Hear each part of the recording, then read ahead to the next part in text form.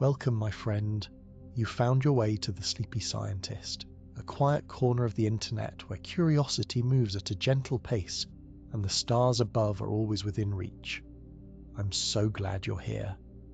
Before we set off on tonight's journey, may I ask, where in the world are you watching from? I always find it fascinating to imagine this little community stretching across continents, connected by a shared moment under the same sky.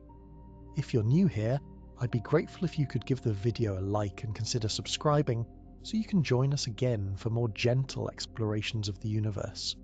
And if you'd like to know the moment our next Sleepy Science adventure drifts into your feed, you can tap the little notification bell. To those who have already subscribed, thank you for being part of this strange and wonderful experiment in bedtime science.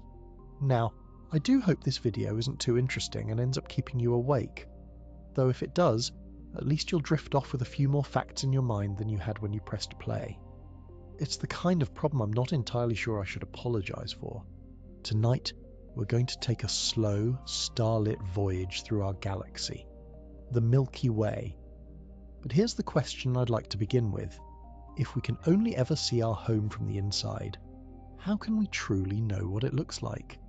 The Milky Way is not just a backdrop to our lives, it is the very stage upon which all of human history, all of life, and every shimmering moment has played out. We live within its vast embrace, yet most of it remains invisible to our eyes, hidden behind clouds of cosmic dust and the sheer, dizzying scale of space itself. In this journey we will drift slowly from the familiar to the far-flung. We'll wander the spiral arms, linger among newborn stars, cross the quiet halo, and dip into the mysterious heart of the galaxy, where a supermassive black hole resides. Along the way, we'll meet the many kinds of stars that call this galaxy home, the clusters they form, and the gas and dust that both obscures and creates them. We will explore not only what the Milky Way is made of, but also how we know what we know, the careful observations, the patient measurements, and the ingenuity that allow us to map something so impossibly large from our tiny vantage point. And perhaps we will think about what this galaxy means to us, culturally, scientifically, and personally, as the only cosmic neighbourhood we've ever known. So get comfortable, let your thoughts drift like starlight through the darkness, and join me as we begin our slow voyage through the Milky Way. If you could step far enough away from our galaxy, far, far beyond the pull of its stars, you would see it as a soft, glowing whirlpool hanging in the dark. From that impossible vantage point, the Milky Way would reveal itself as a vast barred spiral, a flattened disk of stars wrapped around a bright central bulge, with long arms curling gracefully outward like the petals of a cosmic flower. It is a place of both order and chaos, where patterns emerge from countless random motions, and where light from billions of suns blends into a single pale shimmer. The scale of it is almost absurd. From end to end, the Milky Way stretches for roughly 100,000 light-years. A light-year is the distance light can travel in 1 year, about 9.5 trillion kilometres, which means the galaxy is wide enough that even at light speed, a trip from one side to the other would take longer than the entire history of human civilization by a factor so large it makes numbers feel slightly ridiculous. If our sun were the size of a single grain of sand, the galaxy would still be larger than the span of entire continents. Its shape is not simply a neat spiral drawn in space. At the heart lies a bar-shaped cluster of stars running through the central bulge. From the ends of that bar the spiral arms unwind, rich with gas, dust, and newly formed stars. The main arms, Perseus, Scutum Centaurus, Norma, and Sagittarius Carina, sweep outward in gentle arcs. Between them lie shorter segments and spurs, like smaller branches in a great cosmic tree. From above, it would look like an artist's slow brushstroke through the night, spiralling ever outward. We, rather modestly, do not occupy one of the grand, sweeping main arms. Instead, our solar system sits in a quieter neighbourhood, a smaller spur of stars called the Orion Arm, or sometimes the Orion Spur. This spur lies between two larger arms, the Sagittarius arm closer to the galactic centre and the Perseus arm farther out toward the edge. Our location is, in many ways, rather fortunate. It is calm enough to avoid the more chaotic regions of intense star formation that might bathe worlds in harmful radiation, but close enough to the action that we're surrounded by a rich view of stellar life. From our position, we are roughly 27,000 light-years away from the galactic centre. That might not sound too bad. After all, in everyday human terms, 27,000 of anything is not an unthinkable number. But in space, it is an immense gulf. If you could somehow travel at the speed of light, which you cannot unless you are light, it would still take you 27 millennia to get there. For comparison, 27,000 years ago, the last ice age was in full swing, and mammoths were still trudging across the Earth. This vastness also means that our nearest stellar neighbours are anything but next door. The closest star system to our Sun, Alpha Centauri, is more than 4 light-years away, around 40 trillion kilometres. Even with our fastest spacecraft, it would take tens of thousands of years to get there. In galactic terms, that is like saying the house next door is actually somewhere past the edge of the horizon. And to get there, you would need to walk for multiple human lifetimes without stopping. The Milky Way's disk is not perfectly flat. It has a gentle warp, as though the whole galaxy has been very slowly twisted over time. This warp is thought to be caused by gravitational interactions with neighbouring satellite galaxies, smaller companions that orbit the Milky Way much as the Moon orbits Earth. The disk is also surprisingly thin compared to its width, like a cosmic pancake with a fluffy central mound. Most of the galaxy's stars, gas and dust lie within a disk only a few thousand light-years thick, while a halo of old stars and dark matter surrounds it in all directions. This halo is the galaxy's ghostly outer boundary, and though it is far less dense than the disk, it holds important clues about the Milky Way's history. Within it are ancient globular clusters, spherical swarms of stars that have been orbiting the galaxy for billions of years, predating much of the structure we see today. These clusters drift far above and below the galactic plane, marking the Milky Way's oldest stellar population. The sheer number of stars in the galaxy is staggering. Estimates suggest there are at least 100 billion of them, and possibly as many as 400 billion. And yet the space between them is so vast that, on average, the nearest star to any given star is several light-years away. In a way, the Milky Way is more emptiness than substance, an enormous expanse in which islands of light float in oceans of darkness. From our small patch within the Orion Arm, we cannot see the Milky Way as an outsider would. Instead, we experience it from within, as a river of pale light stretching across the night sky. That light is not the glow of a single object, but the combined radiance of countless stars too distant to resolve individually, their light blending into a misty band. It is one of the few things in nature that is both an intimate part of our world and unimaginably far beyond it. Understanding the Milky Way's shape, size and structure is like trying to sketch the floor plan of a house while standing inside a single room with no windows. We must piece together the whole from small glimpses, relying on careful measurement, the behaviour of light and the slow mapping of the sky. Every star's position, every swirl of gas, every faint whisper of radio waves tells us a little more about the home we live in. A home so vast that our entire civilization is a barely noticeable flicker within one of its countless stars. And yet, despite its size, the Milky Way is still just one galaxy among billions in the universe. From the outside, it might not seem particularly special, but from here, inside it, it is everything. The stage, the scenery, and the quiet backdrop to our every moment. If you could see the Milky Way from far above, you would notice it does not form a perfect pinwheel of evenly curved arms.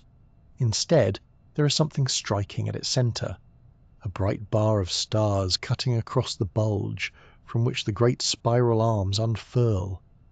This makes the Milky Way what astronomers call a barred spiral galaxy. The bar is not just a decorative feature, it is thought to act like a gravitational engine, channeling gas inward toward the centre, feeding both new star formation and the activity around the supermassive black hole that resides there. In turn, the bar's rotation helps shape and maintain the galaxy's spiral pattern, guiding material into the arms like water flowing into a whirlpool. The spiral arms themselves are not solid structures, the way an actual whirlpool's currents might be. They are regions where stars and gas are more densely packed than in the surrounding space, but individual stars do not stay in the same arm forever. Instead, the arms are more like traffic jams on a cosmic scale. Cars in a traffic jam move in and out, but the jam itself persists in roughly the same place. Similarly, stars, gas and dust pass through the spiral arms, slowed and compressed by a kind of gravitational wave pattern known as a density wave. This density wave theory explains why the spiral arms are the cradles of so many young stars. As gas clouds drift into an arm, the added pressure from the denser environment causes them to collapse, igniting new stars. The brightest and most massive of these stars live fast and die young, burning through their fuel in only a few million years. Because they do not have time to wander far from where they were born, these luminous giants light up the spiral arms, tracing their curves for us to see from within. Meanwhile, older and smaller stars drift out of the arms, continuing their slow orbits around the galactic centre. If we could take a slow and unhurried tour from arm to arm, starting near our own Orion arm, we would find each one has its own character. The Orion arm is more of a spur than a full arm, but it is by no means unremarkable. It contains not only our Sun and solar system, but also familiar landmarks of the night sky, such as the Orion Nebula and the Pleiades star cluster. This is the view we know best, but in cosmic terms it is just a small side street off a grand galactic boulevard. Move inward toward the galactic centre, and you encounter the Sagittarius arm. This arm is a rich hub of star formation, filled with bright nebulae like the Lagoon Nebula and the Trifid Nebula, as well as star clusters only a few million years old. Its close proximity to the dense central regions means there is a steady supply of gas being funneled into it, giving it a vibrant, energetic quality. From our perspective on Earth, looking through the Sagittarius arm is one of the best ways to see deep into the Milky Way's core. Travelling outward from our spur instead, you would cross the gap to the Perseus arm. This is one of the Milky Way's two main arms, stretching in a long, graceful curve that is home to some of the galaxy's largest star-forming complexes. The Perseus arm is rich in both young, massive stars and the glowing clouds of hydrogen gas that mark active stellar nurseries. Radio telescopes have traced giant molecular clouds here, each containing enough material to form thousands of new stars. It is the galactic equivalent of an agricultural heartland, a place where new generations are continually being sown and grown. Farther in toward the galactic centre lies the Scutum Centaurus arm, another of the main arms, sweeping from near the bar outward across much of the galaxy's inner disk. It is home to some of the largest and brightest star clusters known in the Milky Way, including Westerlund 1, a dense collection of massive stars packed into a relatively small region. The Scutum Centaurus arm is so rich in luminous stars that it outshines many other parts of the galaxy, though from our position in the Orion spur it is partly veiled by clouds of interstellar dust. Beyond that lies the Norma arm, tucked deep within the inner regions of the galaxy. This arm is harder to observe directly because we view it through thick curtains of gas and dust, but infrared and radio observations reveal its wealth of young stars and its role as one of the key structural components of the Milky Way. In many ways, it is a reminder that our view of the galaxy is always partial. There are wonders we know exist but can never fully see with human eyes. What makes this spiral structure so remarkable is that it is not a fixed arrangement carved in stone, but a pattern that persists over billions of years despite the motion of countless individual stars. The entire galaxy rotates. The Sun itself orbits the galactic centre once every 225 million years or so. but the arms remain as stable, overarching features. This balance between motion and structure gives the Milky Way its elegance, a grace that is both dynamic and enduring.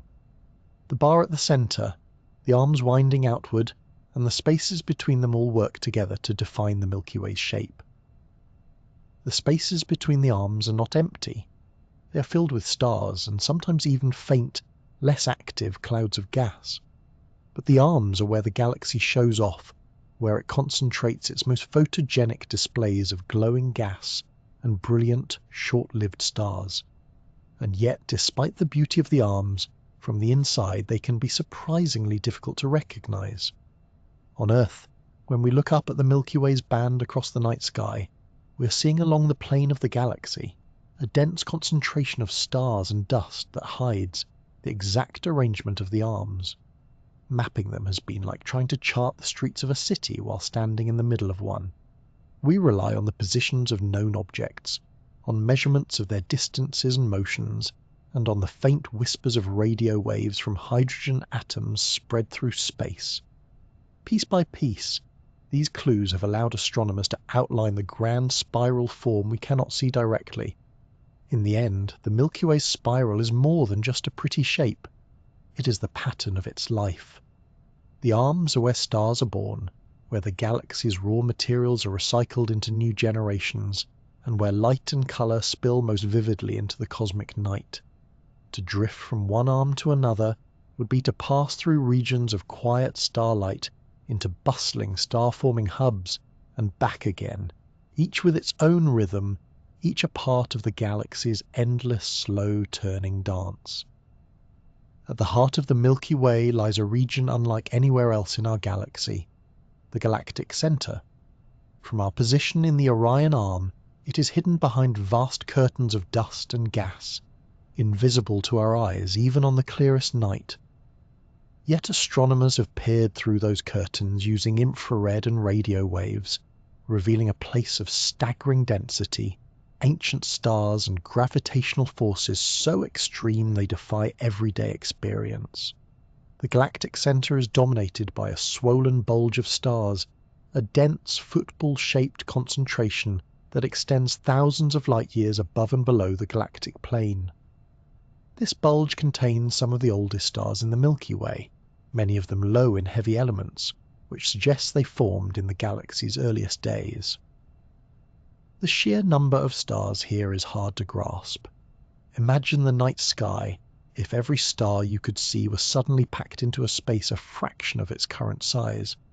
From within the bulge, the sky would be so crowded with light that true darkness might be rare, the combined glow of millions of suns turning night into a perpetual dim twilight. But it is not just a stellar crowd. Nestled deep within this throng is perhaps the most intriguing resident of all, Sagittarius. A star, the supermassive black hole at the centre of the Milky Way.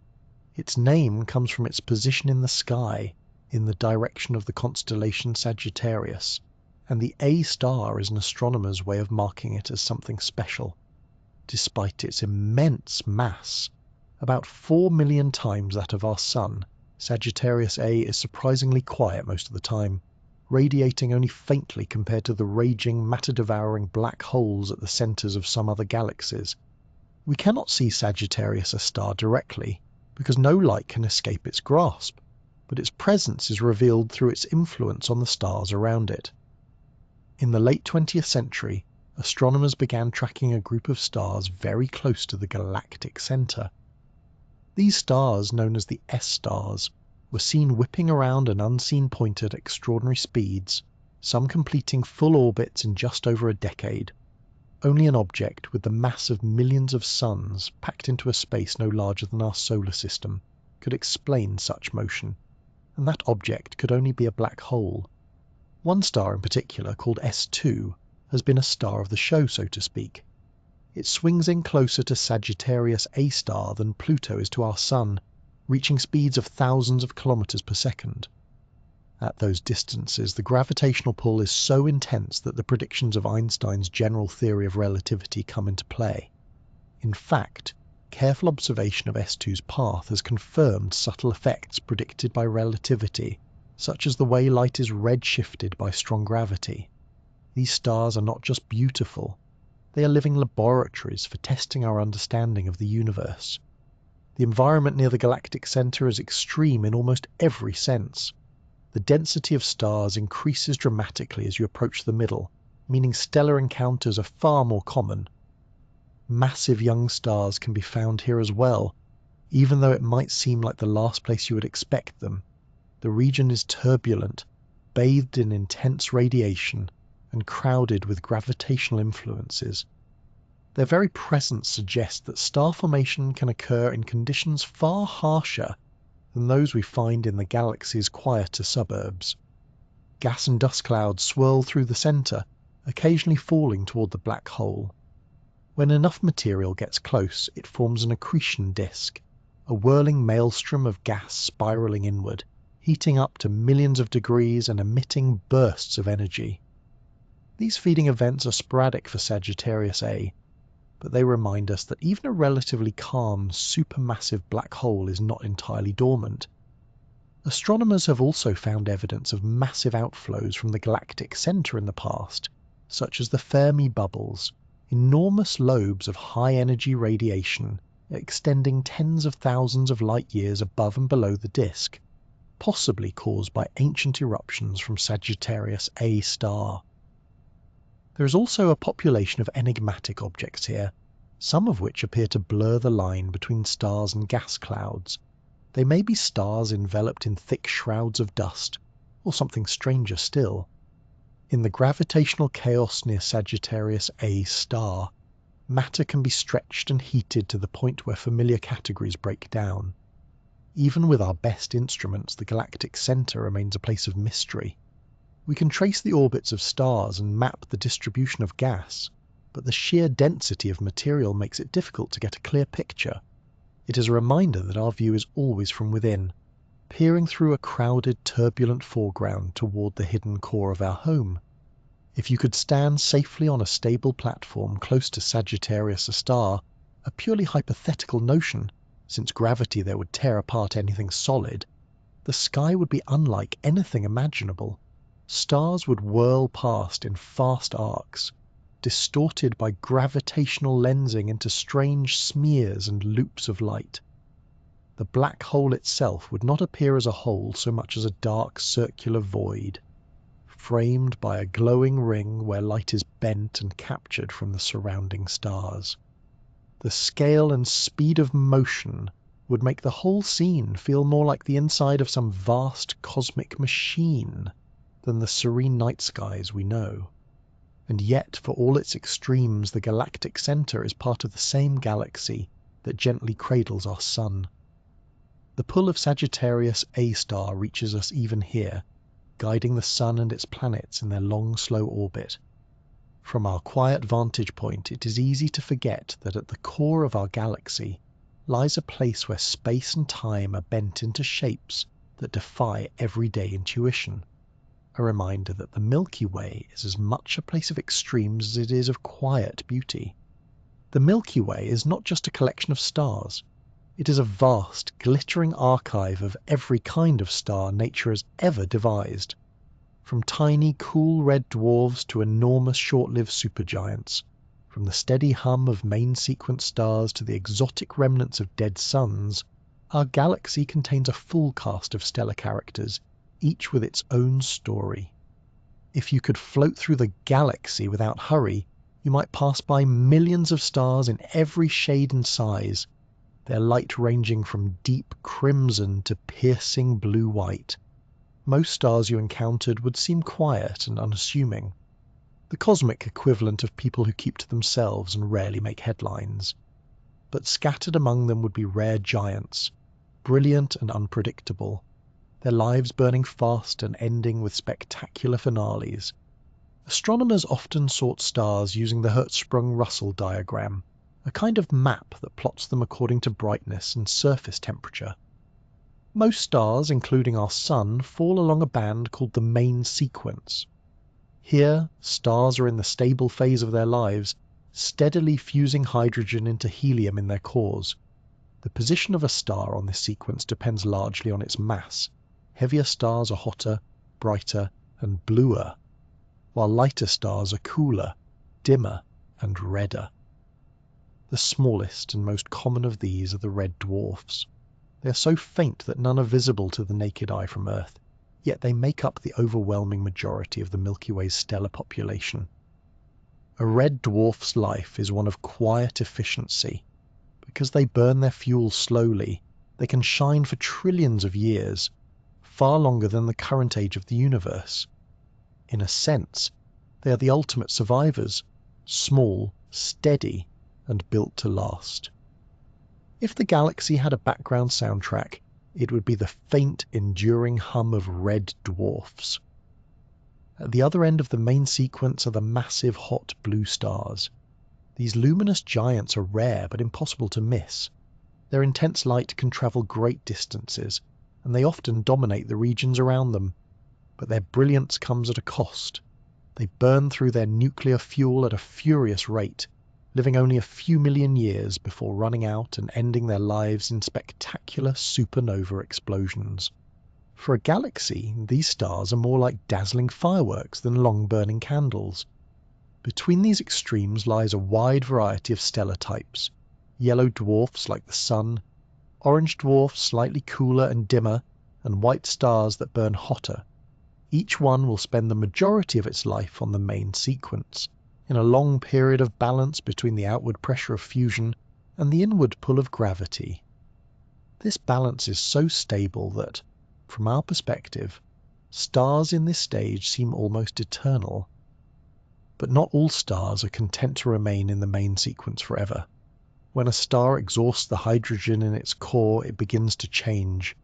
For stars like the Sun, this means swelling into a red giant, a cooler but much larger star whose outer layers expand dramatically. A red giant can be hundreds of times wider than the Sun, its surface glowing with a soft orange-red light. The atmosphere becomes so distended that the outer layers can drift away into space, enriching the galaxy with heavier elements forged in the star's core. More massive stars follow a different path. When their hydrogen runs out, they move rapidly through a series of fusion stages, creating heavier and heavier elements until they reach iron, a dead end for energy production. At that point, the core collapses under its own gravity, triggering a supernova. The aftermath can leave behind either a neutron star, a city-sized object so dense that a teaspoon of its material would weigh billions of tons, or for the most massive stars, a black hole. Neutron stars are among the strangest objects in the galaxy.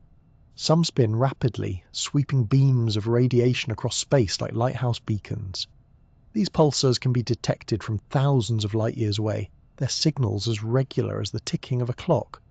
Others are magnetars, with magnetic fields so intense they could erase the data on every credit card on Earth from a distance of several 100,000 kilometers. Not that they are in any rush to do so. Supergiants are the most flamboyant of all stars. These immense bright behemoths can be tens to hundreds of times the mass of the Sun and thousands of times more luminous. Betelgeuse, in the constellation Orion, is a well-known red supergiant, large enough that if placed in the center of our solar system, its surface would extend past the orbit of Mars. Blue supergiants, like Rigel, are equally impressive but live even shorter lives. Their powerful stellar winds can shape the surrounding space, carving cavities in interstellar gas and creating spectacular nebulae when they eventually explode. There are also the stellar elders, white dwarfs, the remnants of sun-like stars that have shed their outer layers and no longer fuse elements in their cores. These dense, Earth-sized objects slowly cool over billions of years, fading into black dwarfs, a stage the universe has not yet reached, because it is not old enough for any white dwarf to have cooled that far. Every type of star plays a role in the Milky Way's ecology. Massive stars seed the galaxy with heavy elements in their violent deaths, enriching the gas from which new stars and planets will form. Smaller stars preserve those elements over long timescales, acting as stable hosts for planetary systems. The constant cycle of birth, life, and death ensures that the galaxy remains a dynamic, evolving place rather than a static one. If you were drifting through space, moving slowly from one star to the next, you might notice patterns in their distribution. Clusters of hot young stars often lie near regions of active star formation, glowing against the dark backdrop of molecular clouds.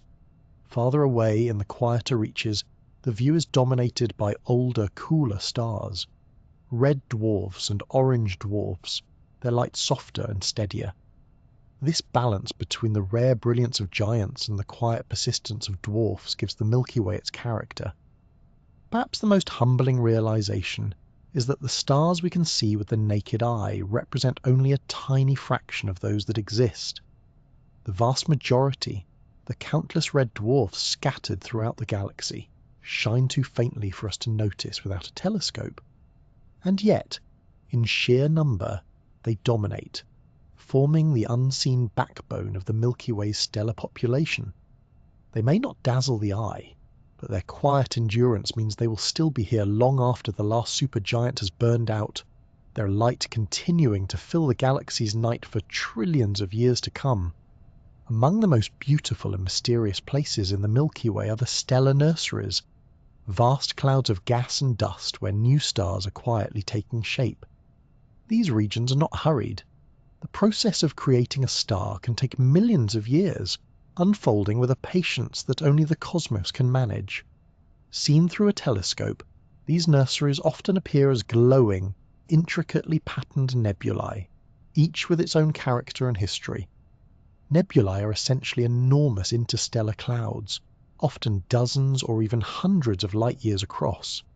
They are composed mainly of hydrogen gas, with smaller amounts of helium and traces of heavier elements. Mixed in with the gas is fine dust, tiny grains of carbon and silicates that scatter and absorb light. This dust is not like the kind that gathers under your bed.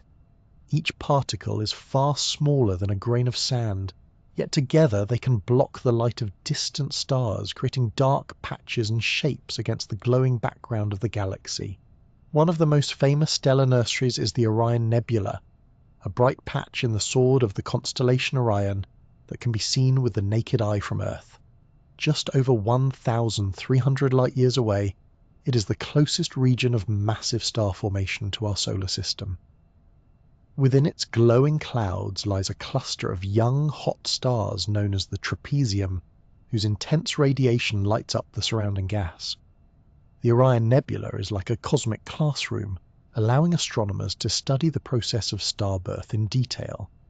Its filaments and knots of gas reveal where gravity is slowly drawing material together, where new stars are forming, and where stellar winds from older siblings are shaping the landscape for the next generation. Farther away, in the southern skies, lies the Carina Nebula, one of the largest and most active star-forming regions in the Milky Way. Stretching over 300 light-years across, it contains some of the most massive and luminous stars known, including the volatile giant Eta Carinae. The Carina Nebula is a turbulent place, with powerful stellar winds and supernova explosions sculpting its clouds into dramatic shapes. Towering pillars, rippling arcs, and vast cavities blown clear of gas. These processes both destroy and create. They disperse gas in some places while compressing it in others, triggering the birth of new stars. Another striking example is the Eagle Nebula, made famous by the Hubble Space Telescope's image of the Pillars of Creation. These towering columns of gas and dust, each several light-years tall, are active sites of star formation. At their tips, small clumps of dense material called evaporating gaseous globules are collapsing under gravity, soon to ignite as newborn stars. The name Pillars of Creation is no poetic exaggeration. They are literally sculpting and giving rise to new stellar systems. Over time, radiation from nearby hot stars will erode the pillars away, but by then many of the stars they nurtured will have already emerged into the wider galaxy. The process of starbirth begins in the coldest, densest regions of these clouds. When a pocket of gas becomes dense enough, its own gravity begins to pull it inward. As it collapses, the material at the centre heats up, forming a protostar. This is a delicate stage, when the young star is still shrouded in its birth cocoon of dust and gas, visible only at infrared wavelengths. Over thousands to millions of years, the protostar gathers more material from its surroundings, growing in mass. When the temperature and pressure in its core become high enough, hydrogen fusion begins and the star officially joins the galaxy's stellar population. The environment of a stellar nursery is far from static. Radiation and winds from nearby massive stars can blow away gas, carving shapes and triggering new waves of star formation. Supernova explosions can also play a role, sending shockwaves through the cloud that compress the gas in certain regions, kick-starting the birth of more stars. This constant push and pull, destruction feeding creation, is part of what makes these regions so dynamic and visually striking. Dust plays an important role in these nurseries, not only in shaping their appearance, but also in protecting delicate new stars from harsh radiation. Without dust, the intense ultraviolet light from massive stars could strip away the material that smaller stars need to form planets. In a way, the dust acts as both a shield and a sculptor, preserving the conditions necessary for new worlds to emerge. Over time, as the nursery's gas is used up or blown away, star formation slows and eventually stops. The young stars drift apart, no longer bound to the place of their birth. Many will travel for millions or billions of years through the galaxy, carrying with them the chemical fingerprints of their origins, fingerprints that astronomers can detect in their light, allowing us to trace a star's ancestry back to long-vanished nebulae. It is worth remembering that our own sun was once born in such a place, about 4.5 billion years ago. The gas and dust from which it formed had already been enriched by earlier generations of stars, giving rise to the heavier elements that would become the planets, the oceans, and eventually life. In this way, stellar nurseries are not just the birthplaces of stars, but also the cradles of potential life, seeding the galaxy with the raw ingredients for countless worlds. To drift through a stellar nursery would be to move through a place of constant transformation. You might see vast curtains of glowing gas lit from within, dark tendrils silhouetted against the light, and distant flashes from the formation of new stars. The scale would be overwhelming. Even the smallest details would span distances greater than the space between our sun and its planets. And yet, despite their immensity, these nurseries operate on the most basic of principles. Matter gathers, gravity pulls, and from darkness light is born. In the end, the beauty of stellar nurseries is not only in their colours and shapes, but in their purpose. They are the workshops of the galaxy, endlessly recycling gas and dust into new stars, new planets, and new possibilities. Without them, the Milky Way would be a far dimmer, quieter place, a galaxy without the constant heartbeat of creation. Every star in the Milky Way has a life story, and while those stories vary wildly depending on a star's mass, they all follow the same basic arc: birth, maturity, and eventually an ending that can be quiet, spectacular, or downright catastrophic. Stars are not static pinpricks in the night sky. They are living, changing engines of fusion, each on a clock that ticks far slower than anything in our everyday experience. A star's life begins in the cold embrace of a molecular cloud, where gravity gathers gas into a dense knot. Once enough material collects and the core becomes hot and dense enough, hydrogen atoms begin fusing into helium. This fusion releases energy that pushes outward, perfectly balancing the inward pull of gravity. This is the main sequence stage, and for most stars it is a time of stability. Our Sun, for example, has been in this phase for about 4.5 billion years, and will remain so for several billion more. Think of it as the star's career years: productive, predictable, and not prone to sudden drama. But even the most stable career eventually runs into changes. For stars, this is when the hydrogen in their core runs out. Without the constant fusion to push outward, gravity starts to take over, squeezing the core and heating it further. In a medium-mass star like the Sun, this extra heat ignites a shell of hydrogen around the core, while the core itself begins fusing helium into heavier elements, like carbon and oxygen. The outer layers expand dramatically, and the star swells into a red giant. You might think of this as a stellar midlife crisis, a change in size, a new outer appearance, and a shift in energy output. Though, instead of buying a sports car, the star simply engulfs nearby planets. For low-mass stars, this phase is relatively gentle. The red giant sheds its outer layers into space, creating a planetary nebula, a glowing shell of gas that can be hauntingly beautiful. What remains at the center is a white dwarf, a dense, Earth-sized core that will slowly cool over billions of years. These white dwarfs are the quiet retirees of the galaxy, no longer fusing elements but still glowing with the heat of their long careers. Massive stars, however, have a much more dramatic ending. When they run out of hydrogen, they burn through helium and then move on to fuse progressively heavier elements: carbon, neon, oxygen, silicon. Each stage happens faster than the last until iron builds up in the core. Fusion of iron does not release energy, and without outward pressure, the core collapses in a fraction of a second. The result is a supernova, an explosion so powerful it can briefly outshine an entire galaxy.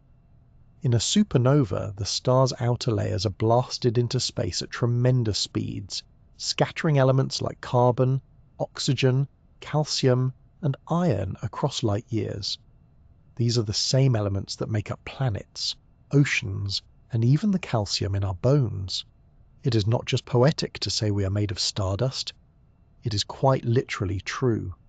Every atom heavier than hydrogen and helium was forged inside a star and sent into space by one of these cosmic endings. The remains of a massive star depend on its mass before the explosion. If the core left behind is between about 1.5 and 3 times the mass of the Sun, it becomes a neutron star, a city-sized object of such density that a teaspoon of its material would weigh billions of tons. Some neutron stars spin rapidly and emit beams of radiation, appearing to us as pulsars. These cosmic lighthouses sweep their beams across the galaxy with clockwork precision, some spinning hundreds of times per second. If the core is even more massive, gravity overwhelms everything, and a black hole forms. Here, matter collapses to a point of infinite density, wrapped in an event horizon from which nothing, not even light, can escape. While black holes sound like the villains of the stellar world, they are simply the natural result of gravity doing its job under extreme conditions. Not all stellar deaths are as final as they sound. In some binary systems where 2 stars orbit each other closely, the death of one can lead to an ongoing drama. A white dwarf can pull matter from its companion, and if enough builds up, it can trigger a sudden burst of fusion on its surface, a nova. This explosion is not strong enough to destroy the star, and it can repeat many times, like a cosmic fireworks show that replays at irregular intervals. In rarer cases, a white dwarf in a binary system can accumulate so much mass from its partner that it exceeds a critical limit, leading to a thermonuclear runaway that completely obliterates it. This is a Type Ia supernova, and it is so bright and consistent in its light output that astronomers use it as a standard candle to measure distances across the universe. Even after their dramatic end, stars continue to shape the galaxy. The gas and dust thrown into space by supernovae enriches interstellar clouds, giving future stars and planets the heavy elements needed for complex chemistry. In this way, the death of one star becomes the raw material for countless others. The Milky Way is constantly recycling itself, turning the ashes of old suns into the light of new ones. In the long view, the galaxy is a tapestry woven from these overlapping life stories. Some stars live short, brilliant lives, others linger quietly for trillions of years. Some end in a whisper, others in a blast that can be seen halfway across the cosmos. But every star, no matter how humble or grand, plays its part in keeping the Milky Way alive and evolving. It is tempting to think of stars as eternal, unchanging points of light. Yet, in truth, each one is on a journey, changing slowly but inexorably with time. The night sky we see today is a snapshot in an ongoing story, one in which the cast is constantly changing, and where endings are just the beginning of something new elsewhere in the galaxy.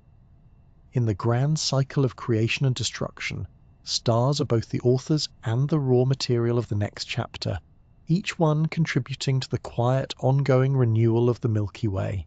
Stars, despite their solitary appearance in the night sky, are often born in company. In the earlier stages of their lives, many stars share their birthplace with hundreds or even thousands of siblings, bound together in what we call star clusters.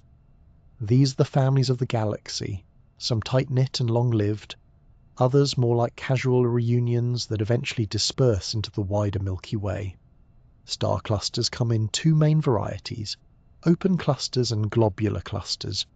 While both are gravitational gatherings of stars, they could not be more different in character. Open clusters are the younger, looser associations, often found in the galaxy's spiral arms where star formation is active. They contain anywhere from a few dozen to a few thousand stars, all formed from the same giant molecular cloud.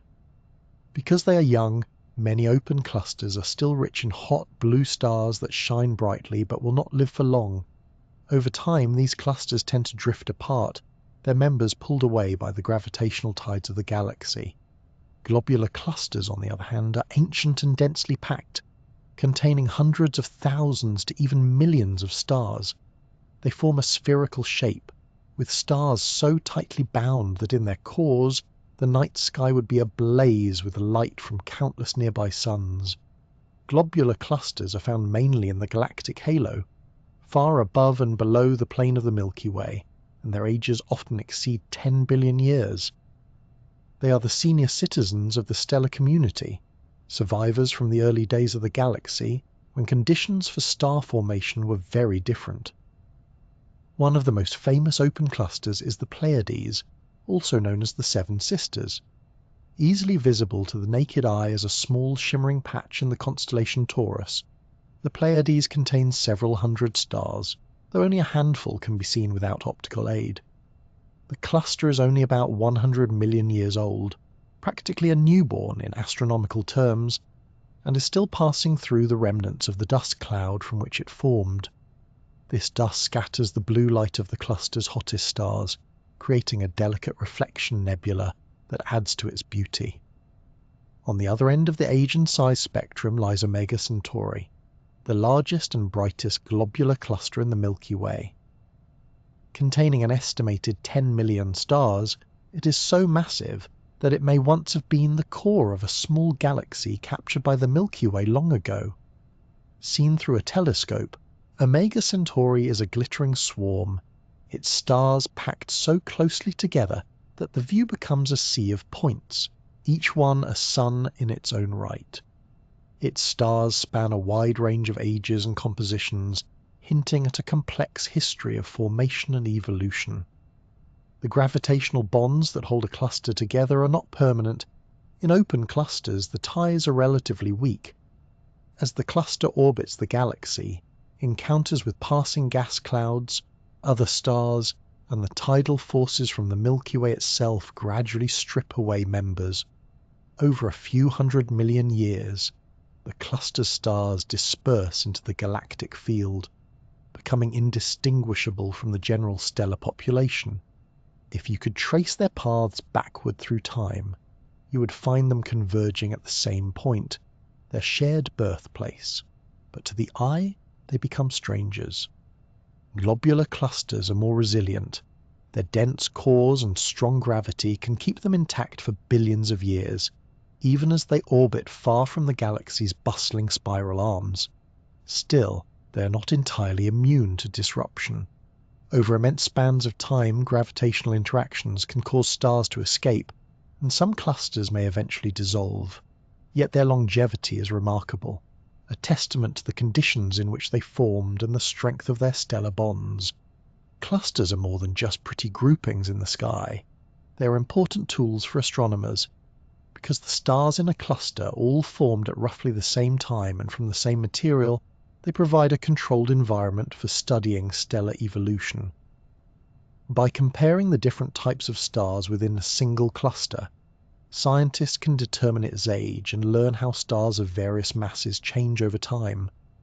This makes clusters something like natural laboratories, set up billions of years ago and still running their experiments today. If you could drift through the heart of a globular cluster, the view would be dazzling.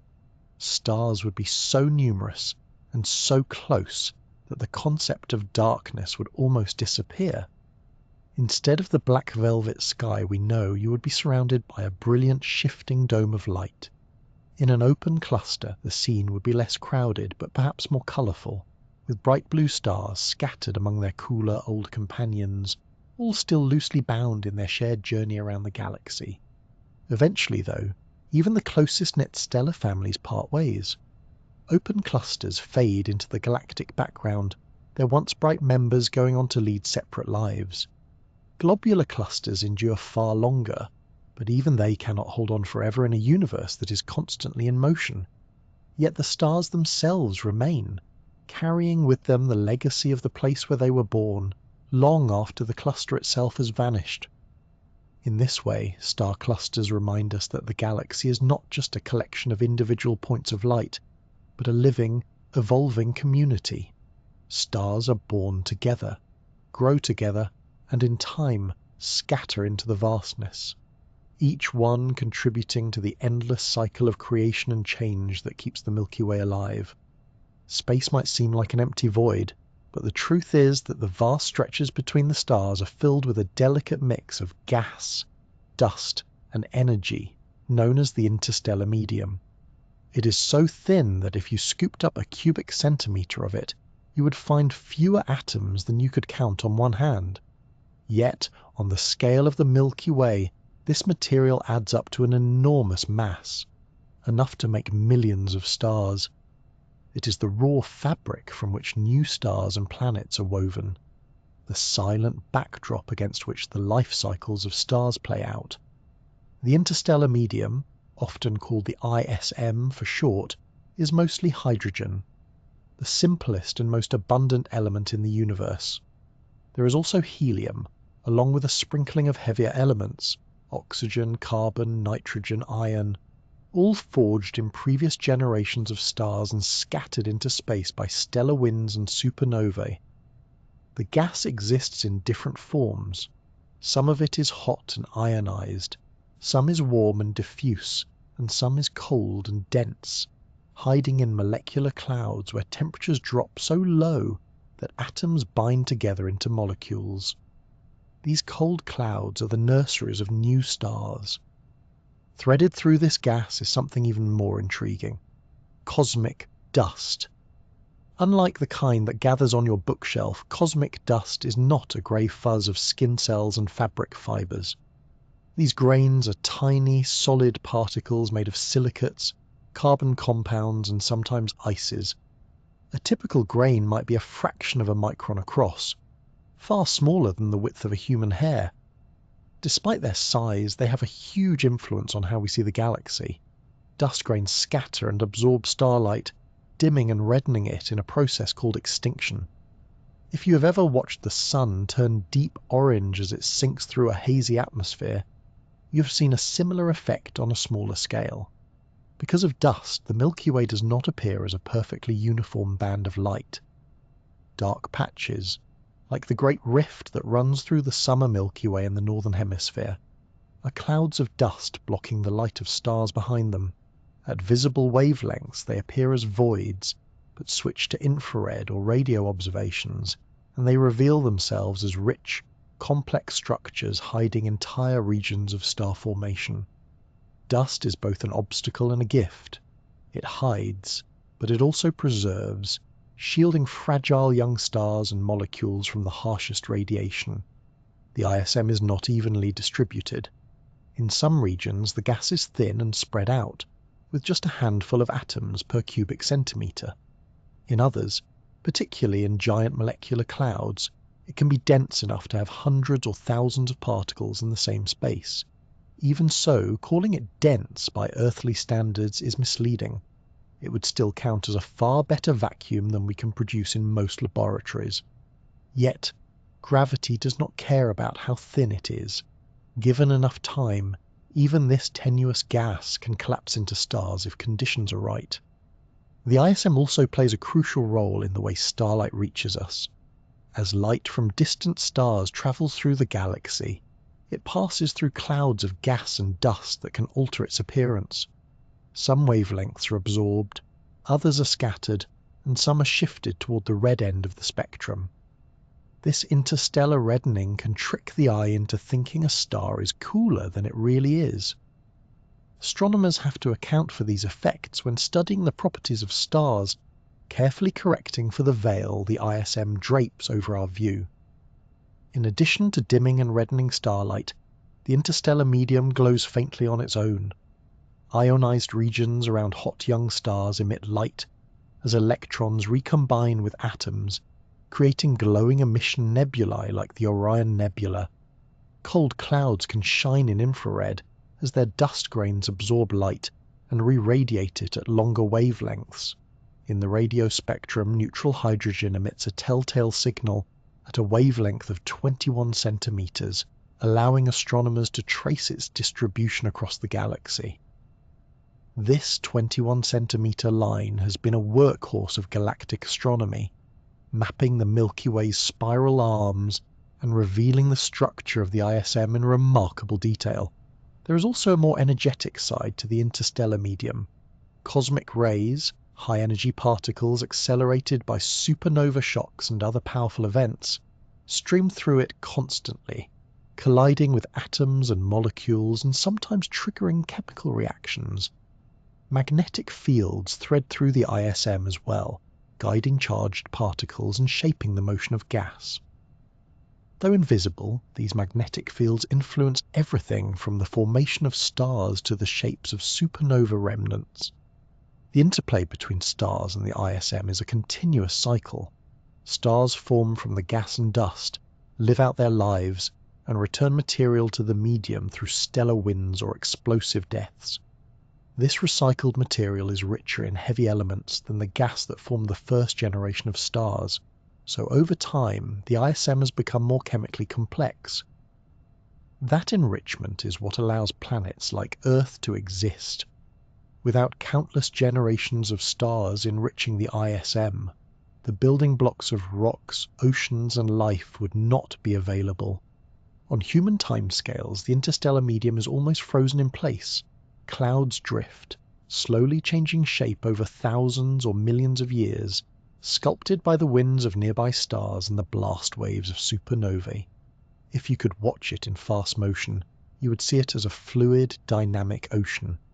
Waves of gas colliding, filaments twisting under the influence of magnetic fields, pockets collapsing into newborn stars while others are blown apart by intense radiation. In the quiet spaces between stars, the ISM may seem unremarkable, but without it, the galaxy would be nothing more than a fading collection of ancient suns. It is the connective tissue of the Milky Way, binding one generation of stars to the next. In its faint glow and its deep shadows, it holds both the memory of the past and the seeds of the future, drifting endlessly through the spiral arms of our galactic home. Our sun may seem like it sits still in the sky, rising and setting with reassuring regularity, but in truth it is on a vast and unending journey around the centre of the Milky Way. Every planet, asteroid, and comet in the solar system is along for the ride, bound together by the sun's gravity as we collectively orbit the galactic core. From our perspective, this motion is invisible, but over millions of years it carries us through the grand structure of the galaxy, past spiral arms, open star clusters, and clouds of interstellar gas. The sun's path around the Milky Way is not a simple circle. The galaxy's gravitational pull comes not just from the central bulge, but from its spiral arms, dark matter halo, and the combined tug of billions of stars. Our orbit is a slightly elliptical loop that takes roughly 225 million years to complete, a single galactic year. The last time we were in our current position in the galaxy's orbit, dinosaurs were just beginning to roam the Earth, and mammals were small, unassuming creatures living in the shadows. On this long trek, the Sun moves at an average speed of about 828,000 kilometers per hour relative to the galactic center. At that pace, you could travel from Earth to the Moon in less than 20 minutes, but in the vastness of space, it still takes tens of millions of years to make noticeable progress along our route. The solar system is currently located in the Orion Spur, a minor branch of stars between the Sagittarius and Perseus spiral arms. This position is relatively calm with no overly dense star-forming regions nearby, a quiet neighborhood by galactic standards. But our orbit is not perfectly flat within the galactic disk. The solar system oscillates up and down through the plane of the galaxy, crossing it roughly every 30 million years or so. This motion, combined with our forward travel, means that over time we drift into and out of the denser regions of the spiral arms. These arms are the hubs of star formation, filled with bright young stars, giant molecular clouds, and occasionally hazards like nearby supernovae. Astronomers estimate that we pass through a spiral arm roughly once every 100 million years. The journey through an arm is not instant. It can take tens of millions of years to cross from one side to the other. While within an arm, we're surrounded by a richer concentration of massive, short-lived stars that can end their lives as supernovae. These explosions flood nearby space with cosmic rays and high-energy radiation, which has led some scientists to wonder whether spiral arm crossings could influence life on Earth. One idea suggests that increased exposure to supernovae during these crossings could affect our planet's climate. A nearby supernova could damage the ozone layer, allowing more ultraviolet light from the Sun to reach the surface. Another possibility is that cosmic rays from such events might encourage cloud formation, subtly cooling the Earth's climate. While these are intriguing possibilities, the evidence is not yet conclusive. Geological and fossil records sometimes show patterns that could match spiral arm crossings, such as periods of mass extinction or global cooling, but the link remains speculative. Another theory involves the density of interstellar material in spiral arms. As the solar system moves through these regions, it could encounter denser clouds of gas and dust. If one of these clouds were thick enough, it might compress the outer edges of the heliosphere, the bubble of solar wind that surrounds our solar system, allowing more cosmic radiation to reach Earth. This could have long-term effects on climate and even on the mutation rates of living organisms. Of course, not every spiral arm crossing would be dramatic or dangerous. Most of the time, the changes would be subtle and spread over millions of years, barely perceptible on human timescales. For us, the motion is a slow drift through an ever-changing star field, with the constellations shifting shape over epochs rather than seasons. Yet over the full sweep of geologic time, the solar system's path through the galaxy has been anything but static. As we orbit the Milky Way, we're also moving relative to nearby stars. The Sun's closest stellar neighbours change over time as we pass through different regions of the galaxy. A few million years ago, the nearest star was not Proxima Centauri but a different neighbour altogether. Millions of years from now, the night sky will feature constellations entirely unfamiliar to us, shaped by stars that have moved into our vicinity and others that have drifted away. Our galactic journey is not just a passive ride. It is part of the dynamic life of the galaxy. We orbit the centre, weaving between the spiral arms, sometimes travelling alongside clusters of stars born in the same region, other times moving through emptier stretches of space. The Sun's motion and the slow, gravitational ballet of all the stars helps maintain the structure of the Milky Way's disk, mixing its contents over billions of years. It is humbling to remember that our familiar solar system is just one passenger in this vast procession. The orbit we trace now is similar to the one our star has followed for over 4 billion years, carrying Earth from its fiery birth to the present day. Long after our planet's surface has changed beyond recognition, the Sun will still be moving along its slow arc around the galactic core, keeping time with the motions of countless other stars. In this way, our galactic journey is both immense and deeply personal. The Sun's orbit has been the silent stage upon which Earth's history has unfolded, from the first microbes to the rise of human civilization. And though we may never feel the motion directly, it shapes our place in the galaxy, connecting us to events on scales far larger than our own lives. We are quite literally travellers through the Milky Way, riding a star on an endless voyage around a centre we will never see with our own eyes, yet which governs our path all the same. If you could somehow weigh the Milky Way, tallying up the mass of every star, planet, gas cloud and bit of dust, you might expect to get a figure that matches the galaxy's gravitational pull. After all, mass and gravity go hand in hand. But when astronomers performed that calculation, they found something strange. The visible matter, all the stuff we can see and detect directly, accounts for only a fraction of the galaxy's total mass. The rest appears to be made of something invisible, something that neither emits nor absorbs light, yet exerts a powerful gravitational influence. This unseen majority is what we call dark matter. The earliest clues came from studying how the Milky Way rotates. If the galaxy's mass were concentrated mainly in its bright central regions, then stars farther from the centre should orbit more slowly, just as the outer planets in our solar system move more slowly around the Sun. That is exactly what Newton's laws would predict. But when astronomers measured the speeds of stars far out in the galaxy's disk, they found something unexpected. The stars at the edges were moving just as fast as those much closer to the core. The only way to explain this was to conclude that the galaxy's mass is not concentrated solely in the visible matter. Instead, there must be an enormous amount of additional mass spread throughout and beyond the disk, forming a vast, roughly spherical halo that envelops the Milky Way. This halo cannot be made of ordinary matter, stars, gas, planets, because we would be able to detect it in some form of light. Whatever it is invisible, interacting with normal matter only through gravity. Dark matter's quiet hold is not unique to the Milky Way. The same pattern of flat rotation curves appears in other galaxies as well, suggesting that dark matter is a fundamental component of the universe. In fact, measurements of the cosmic microwave background and large-scale galaxy distributions suggest that dark matter makes up about 85% of all matter in the cosmos. Ordinary matter, the stuff that makes up you, me, the Earth, and every star you have ever seen, is only the small remainder.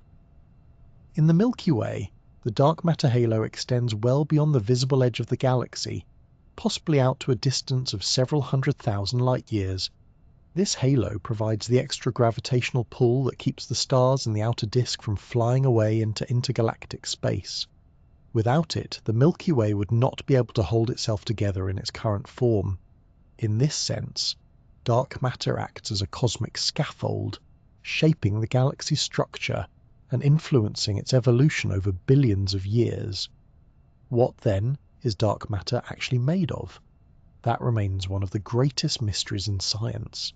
It is not composed of the same particles that make up ordinary matter, protons, neutrons, and electrons, because those particles would interact with light and other electromagnetic radiation.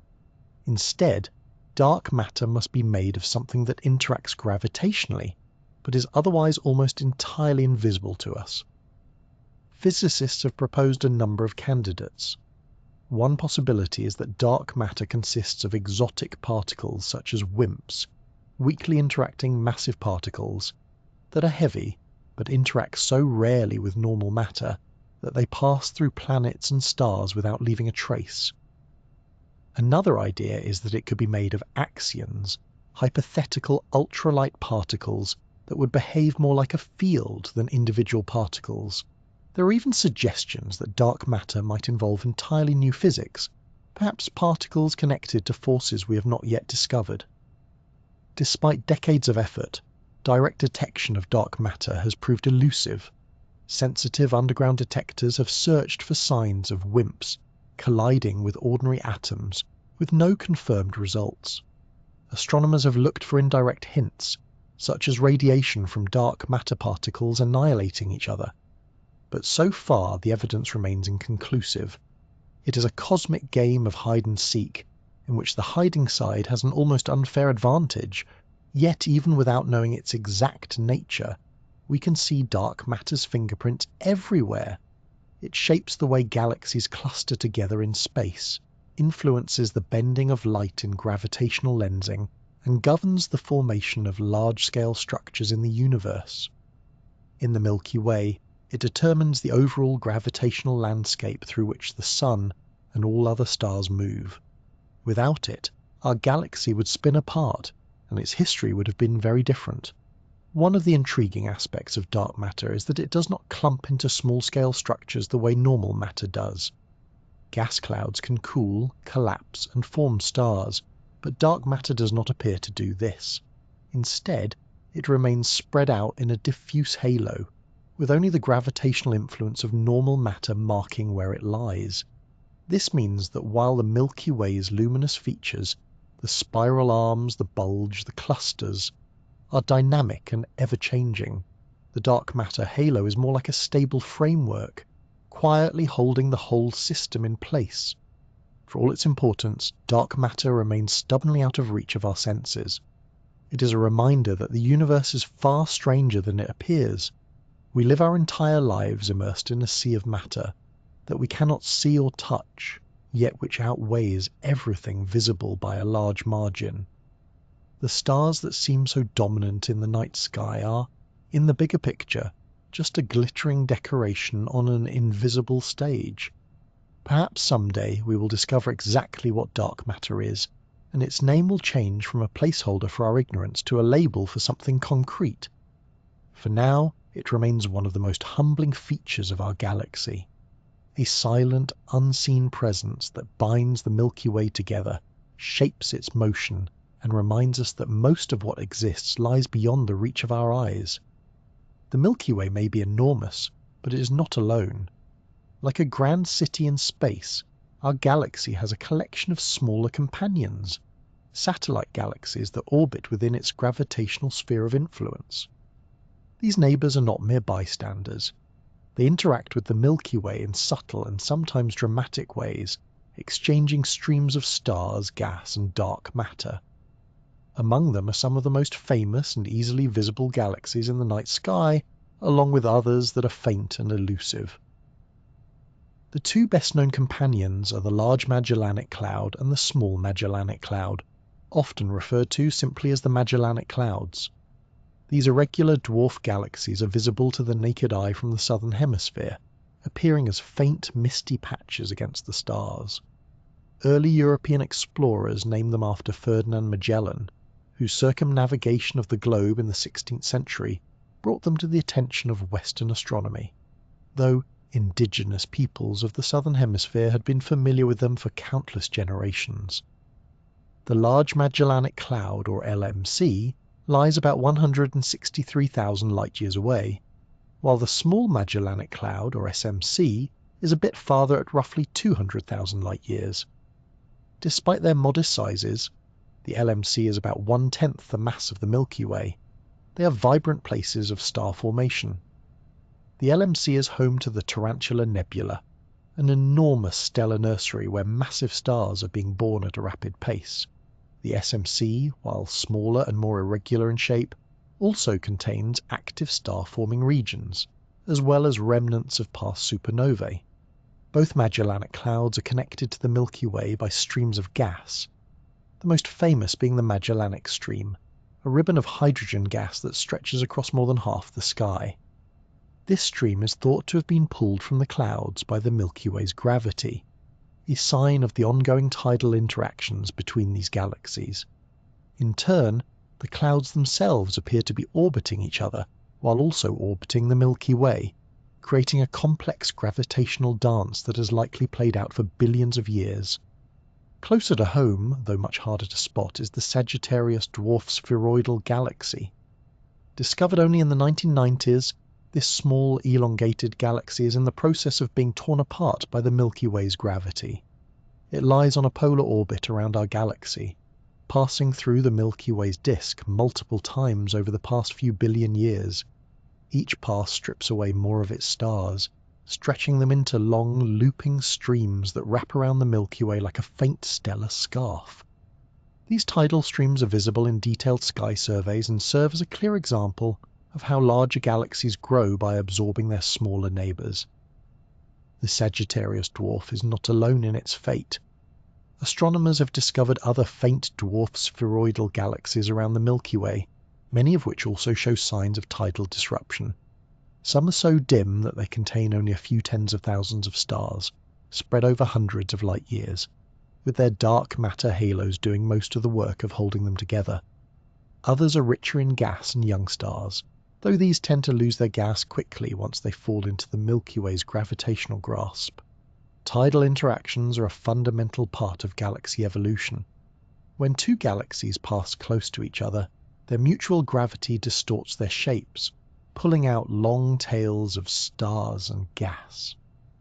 In the case of a massive galaxy like the Milky Way and a much smaller dwarf galaxy, the larger one's gravity can completely unbind the smaller, adding its stars to the halo or disk. These stellar streams can remain visible for billions of years, slowly mixing with the rest of the galaxy, but retaining a coherent path that astronomers can trace. The Magellanic Clouds themselves may eventually face such a fate.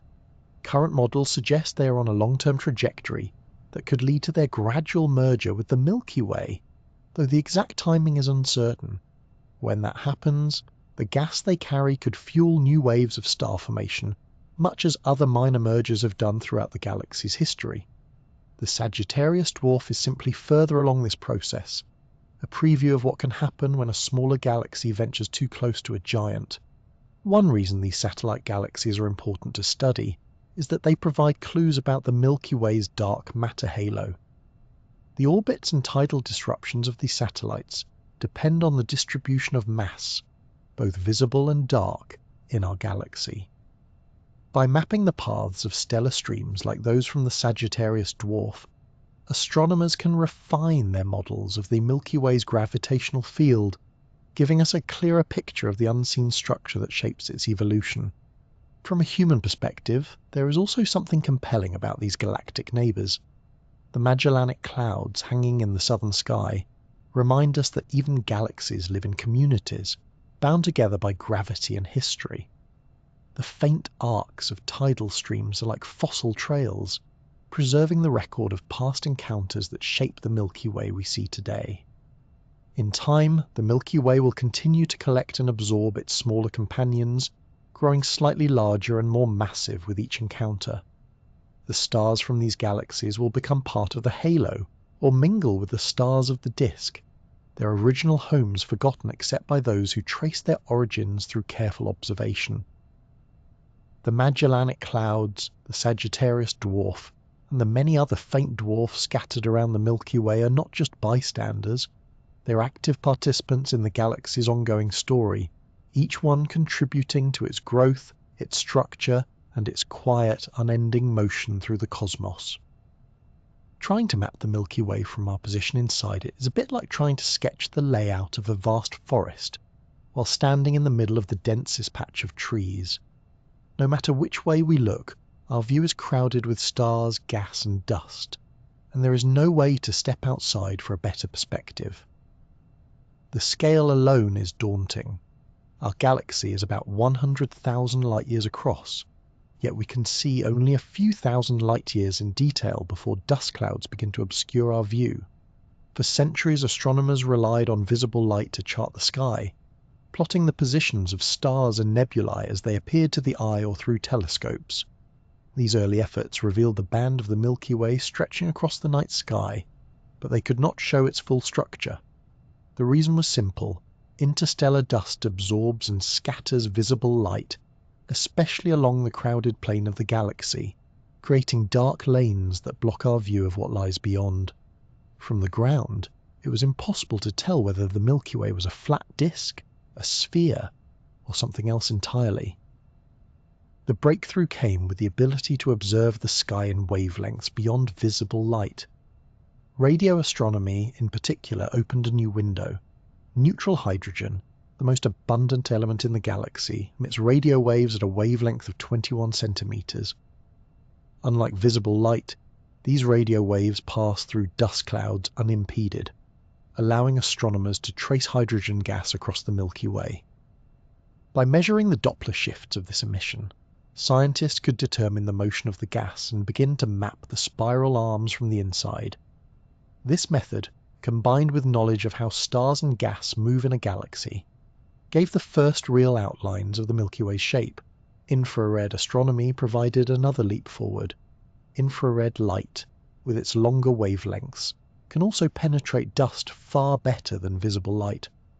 Observations in the infrared revealed millions of stars that had been hidden behind the galaxy's dusty veil, especially in the crowded regions near the center. Space telescopes like the Spitzer Space Telescope and the Wide-Field Infrared Survey Explorer allowed astronomers to map these hidden stars, filling in the blanks left by visible light surveys. In recent years, the European Space Agency's Gaia mission has transformed our view of the Milky Way yet again. Launched in 2013, Gaia has been measuring the positions, distances, and motions of more than 1 billion stars with unprecedented precision. By tracking how stars shift against the background over time, a technique known as astrometry, Gaia can determine their distances to within a fraction of a percent for many stars. This has created the most detailed three-dimensional map of the Milky Way ever made. We can now see the galaxy not just as a flat chart, but as a living, moving system, with stars streaming along their orbits and clusters drifting apart over time. Gaia's data has revealed unexpected structures within the galaxy, such as vast stellar streams left behind by past mergers with smaller galaxies, and ripples in the disk that may have been caused by interactions with the Sagittarius dwarf galaxy. It has also given us a better picture of the Sun's exact motion through the Milky Way, and improved our understanding of the spiral arm's shapes and positions. Even with all these tools, mapping the Milky Way remains a work in progress. The galaxy is too large, too complex, and too full of obscuring material for any single method to capture it completely. Astronomers combine data from multiple wavelengths — radio, infrared, optical, ultraviolet, X-ray — to build a composite picture. For example, X-ray observations reveal the high-energy processes near black holes and neutron stars, while ultraviolet data highlight regions of hot young stars. Together, these views give a more complete sense of the galaxy's structure and activity.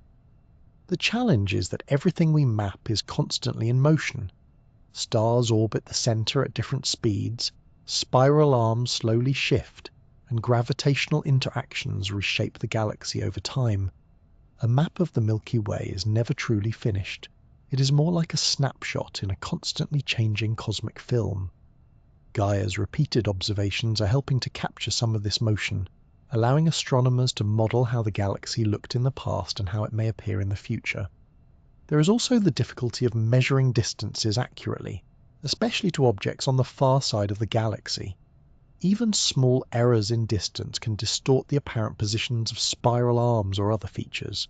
To overcome this, astronomers use a range of distance ladders, starting with the most precise measurements of nearby stars and working outward to more distant objects by comparing their known properties.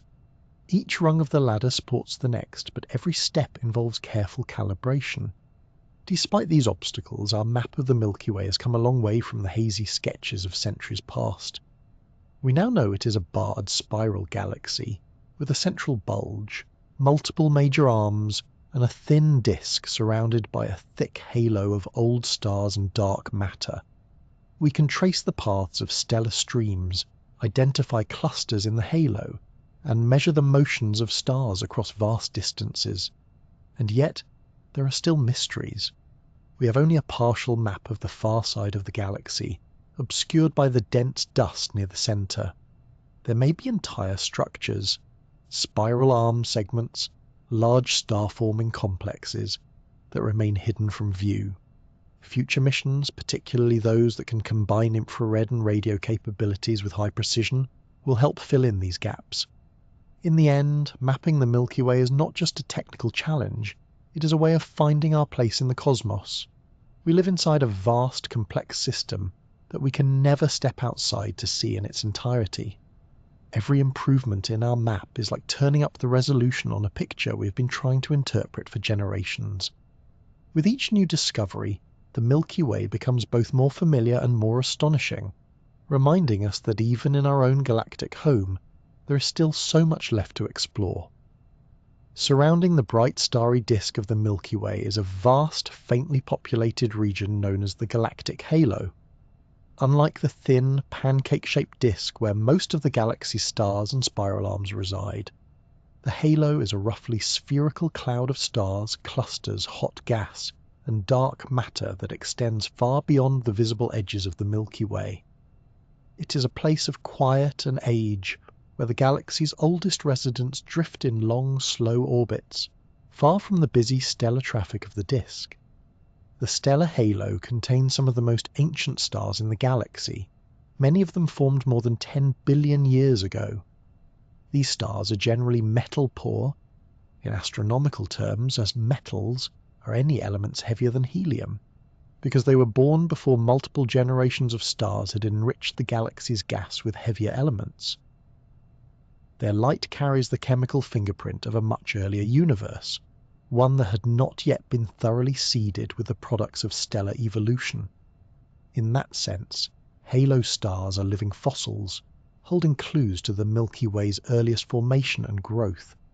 Scattered through the halo are globular clusters, those dense, spherical gatherings of hundreds of thousands of stars. Each cluster is a self-contained island of ancient suns, bound tightly by their mutual gravity and often older than the galaxy's spiral arms themselves. From the ground, they appear as compact, fuzzy patches in the night sky, but through a telescope they resolve into dazzling swarms of points, so tightly packed in their cores that stars would be only a fraction of a light-year apart. Many of these clusters orbit far above or below the galactic plane, tracing paths that carry them deep into the halo's remote regions before swinging back toward the inner galaxy. The origins of the halo stars and clusters are varied. Some were likely part of the Milky Way from its earliest days, coalescing from the primordial clouds of gas that formed the first structures in the galaxy. Others were stolen from smaller galaxies that the Milky Way absorbed over time. When a dwarf galaxy ventures too close, the Milky Way's gravity can strip it apart, scattering its stars into the halo and sometimes leaving behind faint looping streams that mark the remnants of its orbit. These streams, along with the halo's most metal-poor stars, tell the story of a galaxy built through mergers and gradual accretion. But the halo is not just a collection of old stars and clusters. It is also home to a huge, diffuse reservoir of hot gas. This gas is invisible to the naked eye but detectable in X-ray and ultraviolet observations, where it appears as an extended corona surrounding the galaxy. Its temperature can reach into the millions of degrees, heated by the combined effects of supernova explosions, stellar winds, and the galaxy's own gravitational compression. The halo's hot gas is thought to be a major component of the Milky Way's missing baryons, ordinary matter that is hard to detect but must exist to match cosmological predictions. And then there is the most mysterious part of all, the dark matter halo.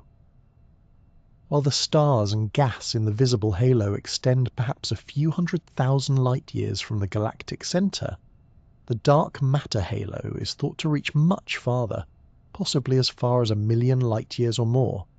This enormous, invisible structure accounts for most of the Milky Way's mass, shaping its gravitational field and holding the galaxy together. Without the dark matter, halo's stabilizing influence, the stars in the outer disk would drift away, and the spiral arms would lose their structure. The halo's dark matter is not arranged in neat, uniform layers. Simulations suggest it may be clumpy, shaped by the same merger events that built the stellar halo. Streams of stars torn from dwarf galaxies could be accompanied by streams of dark matter, each one a faint ghost of a long-gone system.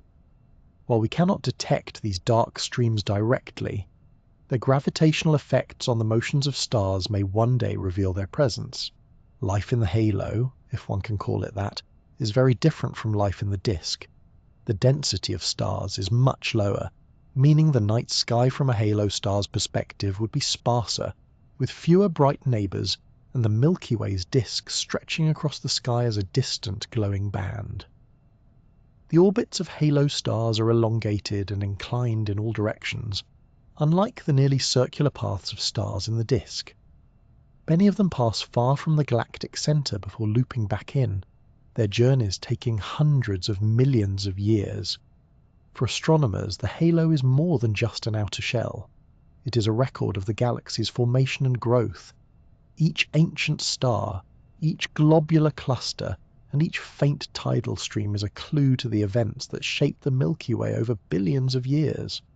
By studying the motions, compositions, and distributions of halo stars, scientists can reconstruct the mergers and interactions that built our galaxy, much like an archaeologist piecing together the history of a city from its oldest ruins. Despite its importance, the halo remains one of the least understood regions of the Milky Way. Its faint stars are difficult to study in detail, and its hot gas is so diffuse that even sensitive instruments struggle to measure it. Mapping the extent and shape of the dark matter halo is even harder, requiring careful modelling of the motions of stars and satellite galaxies.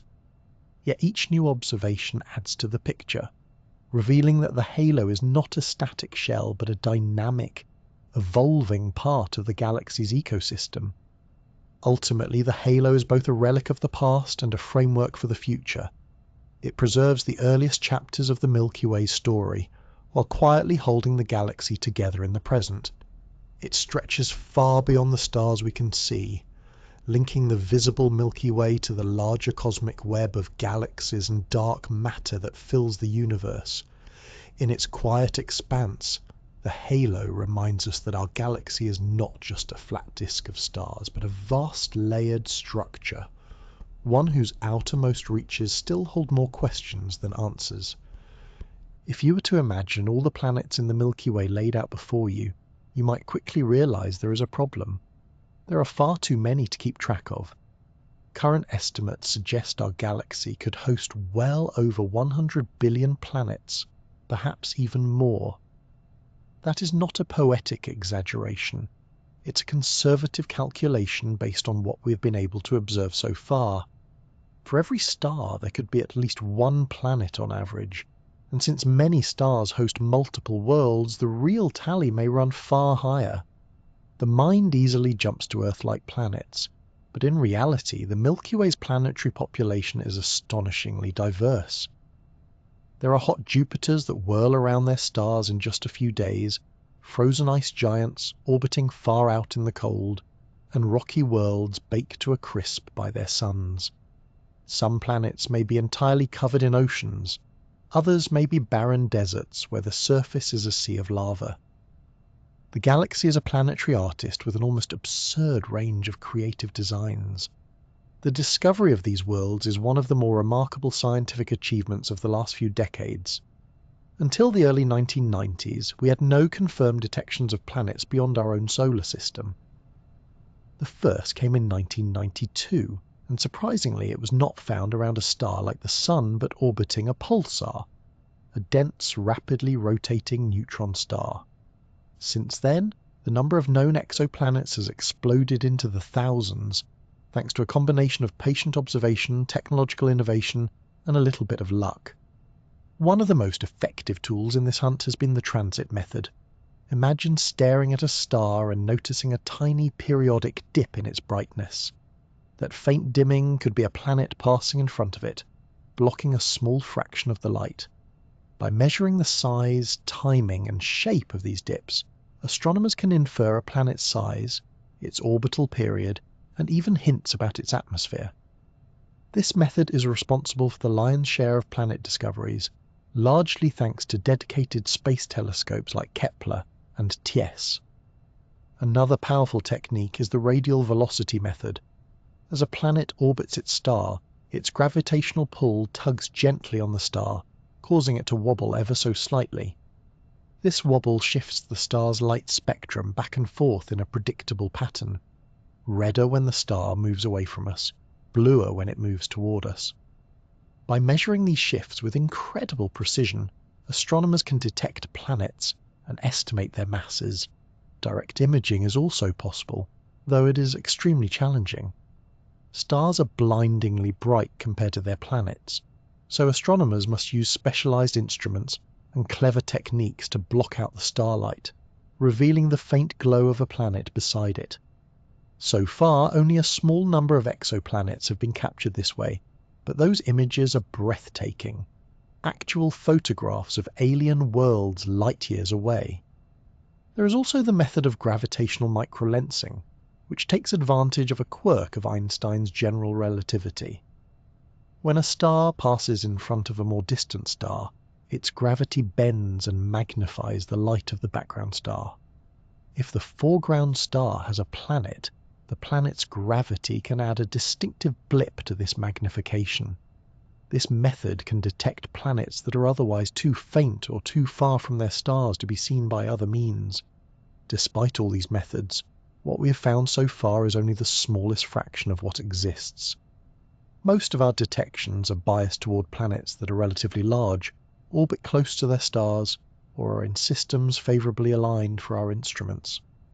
Small rocky planets like Earth are still much harder to detect, especially if they orbit at distances that would place them in their star's habitable zone, the region where liquid water could exist on the surface.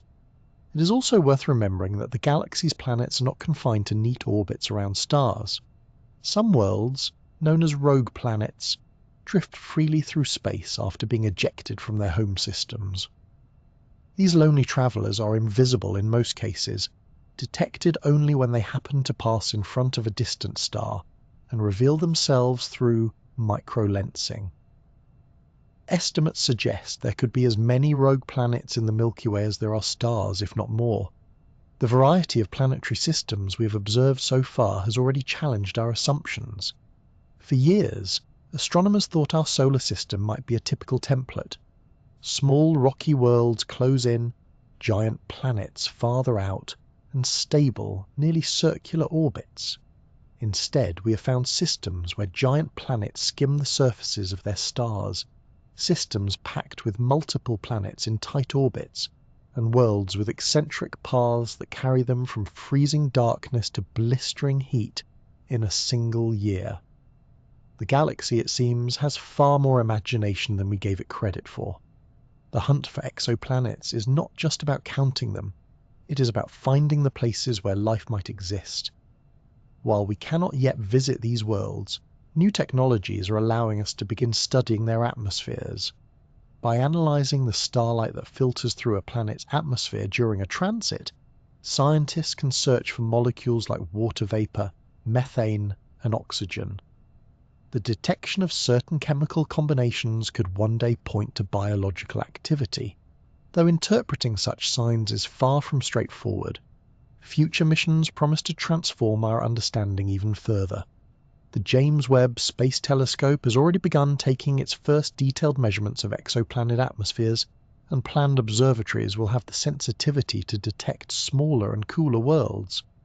There is even hope of eventually imaging Earth-like planets directly, perhaps seeing blue oceans and white clouds from dozens of light years away. And yet, for all our progress, we have truly only skimmed the surface. The number of planets we know of is a tiny fraction of the likely total, and the diversity of those yet to be found is beyond imagining. The Milky Way is not just a galaxy of stars, it is a galaxy of worlds, each with its own history, its own weather, its own potential for life. Somewhere out there, among the billions of planets we will never see, there may be worlds with sunsets we could never dream of, storms unlike anything on Earth, and perhaps even oceans where life drifts in alien currents. The search continues not just because we want to know what is out there, but because every discovery reminds us that our planet, precious as it is just one chapter in a vast and ongoing galactic story. When most people think of black holes in the Milky Way, their minds leap straight to the supermassive one lurking at the galactic centre. But scattered quietly across the galaxy are countless smaller black holes, stellar mass black holes, formed when massive stars end their lives in spectacular supernova explosions and collapse under the weight of their own gravity. These black holes are the cosmic leftovers of stars many times heavier than the Sun.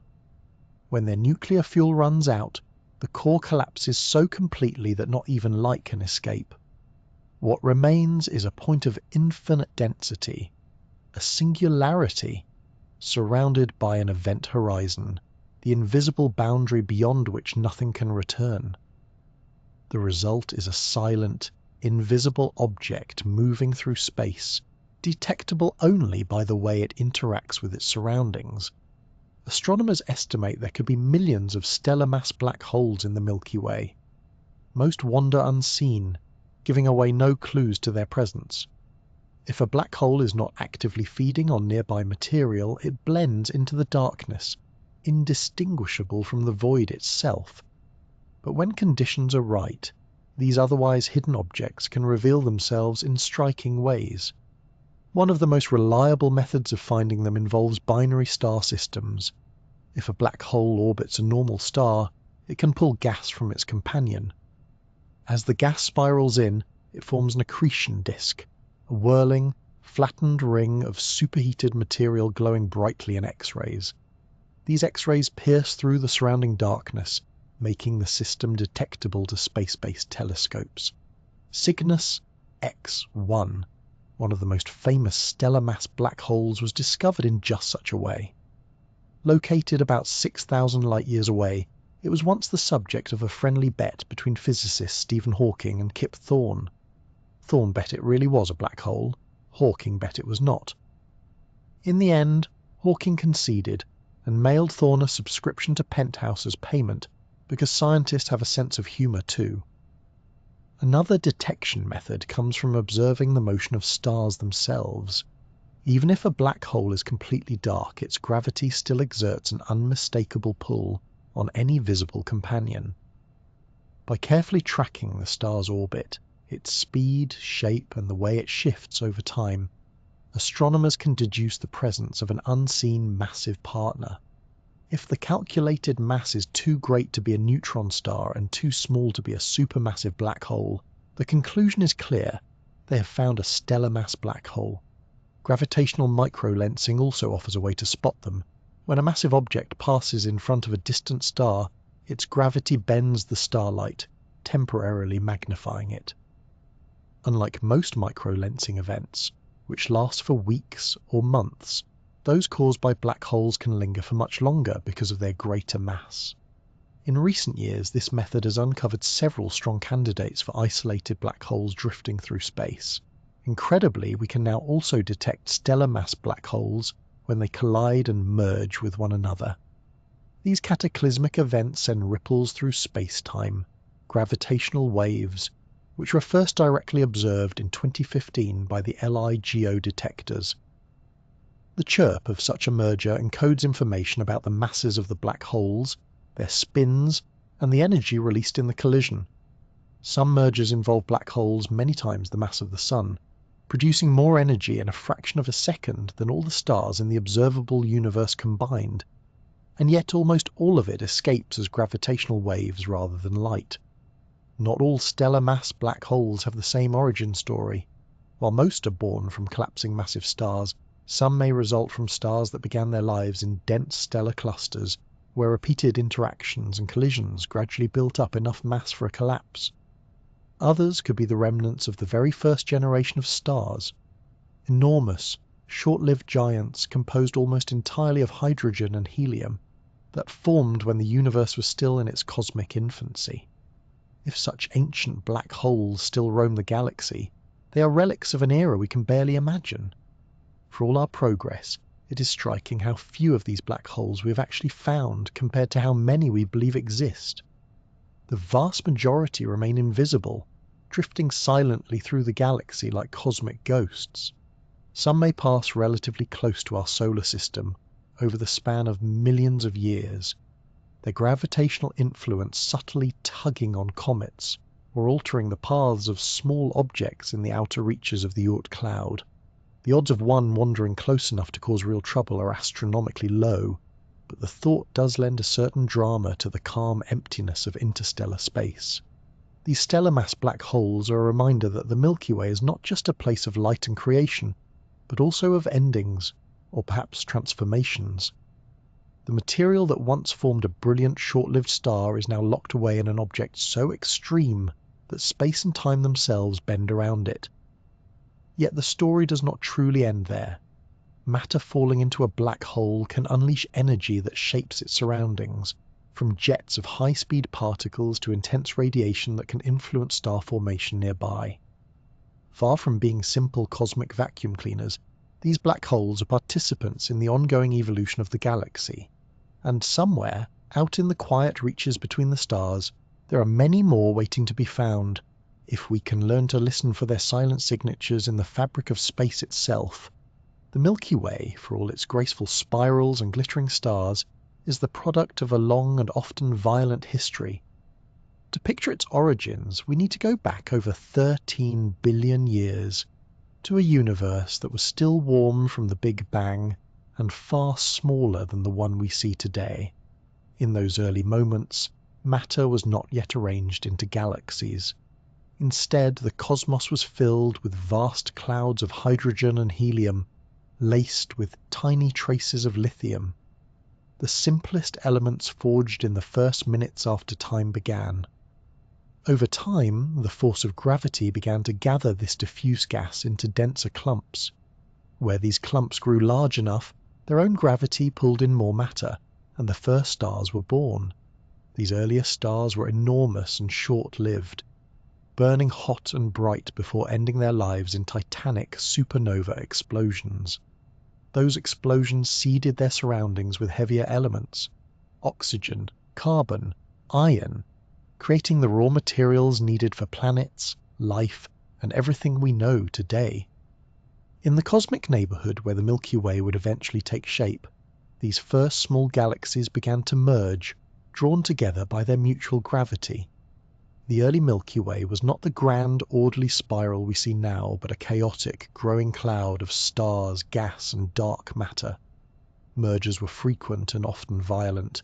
When two galaxies collided, their stars passed mostly unscathed.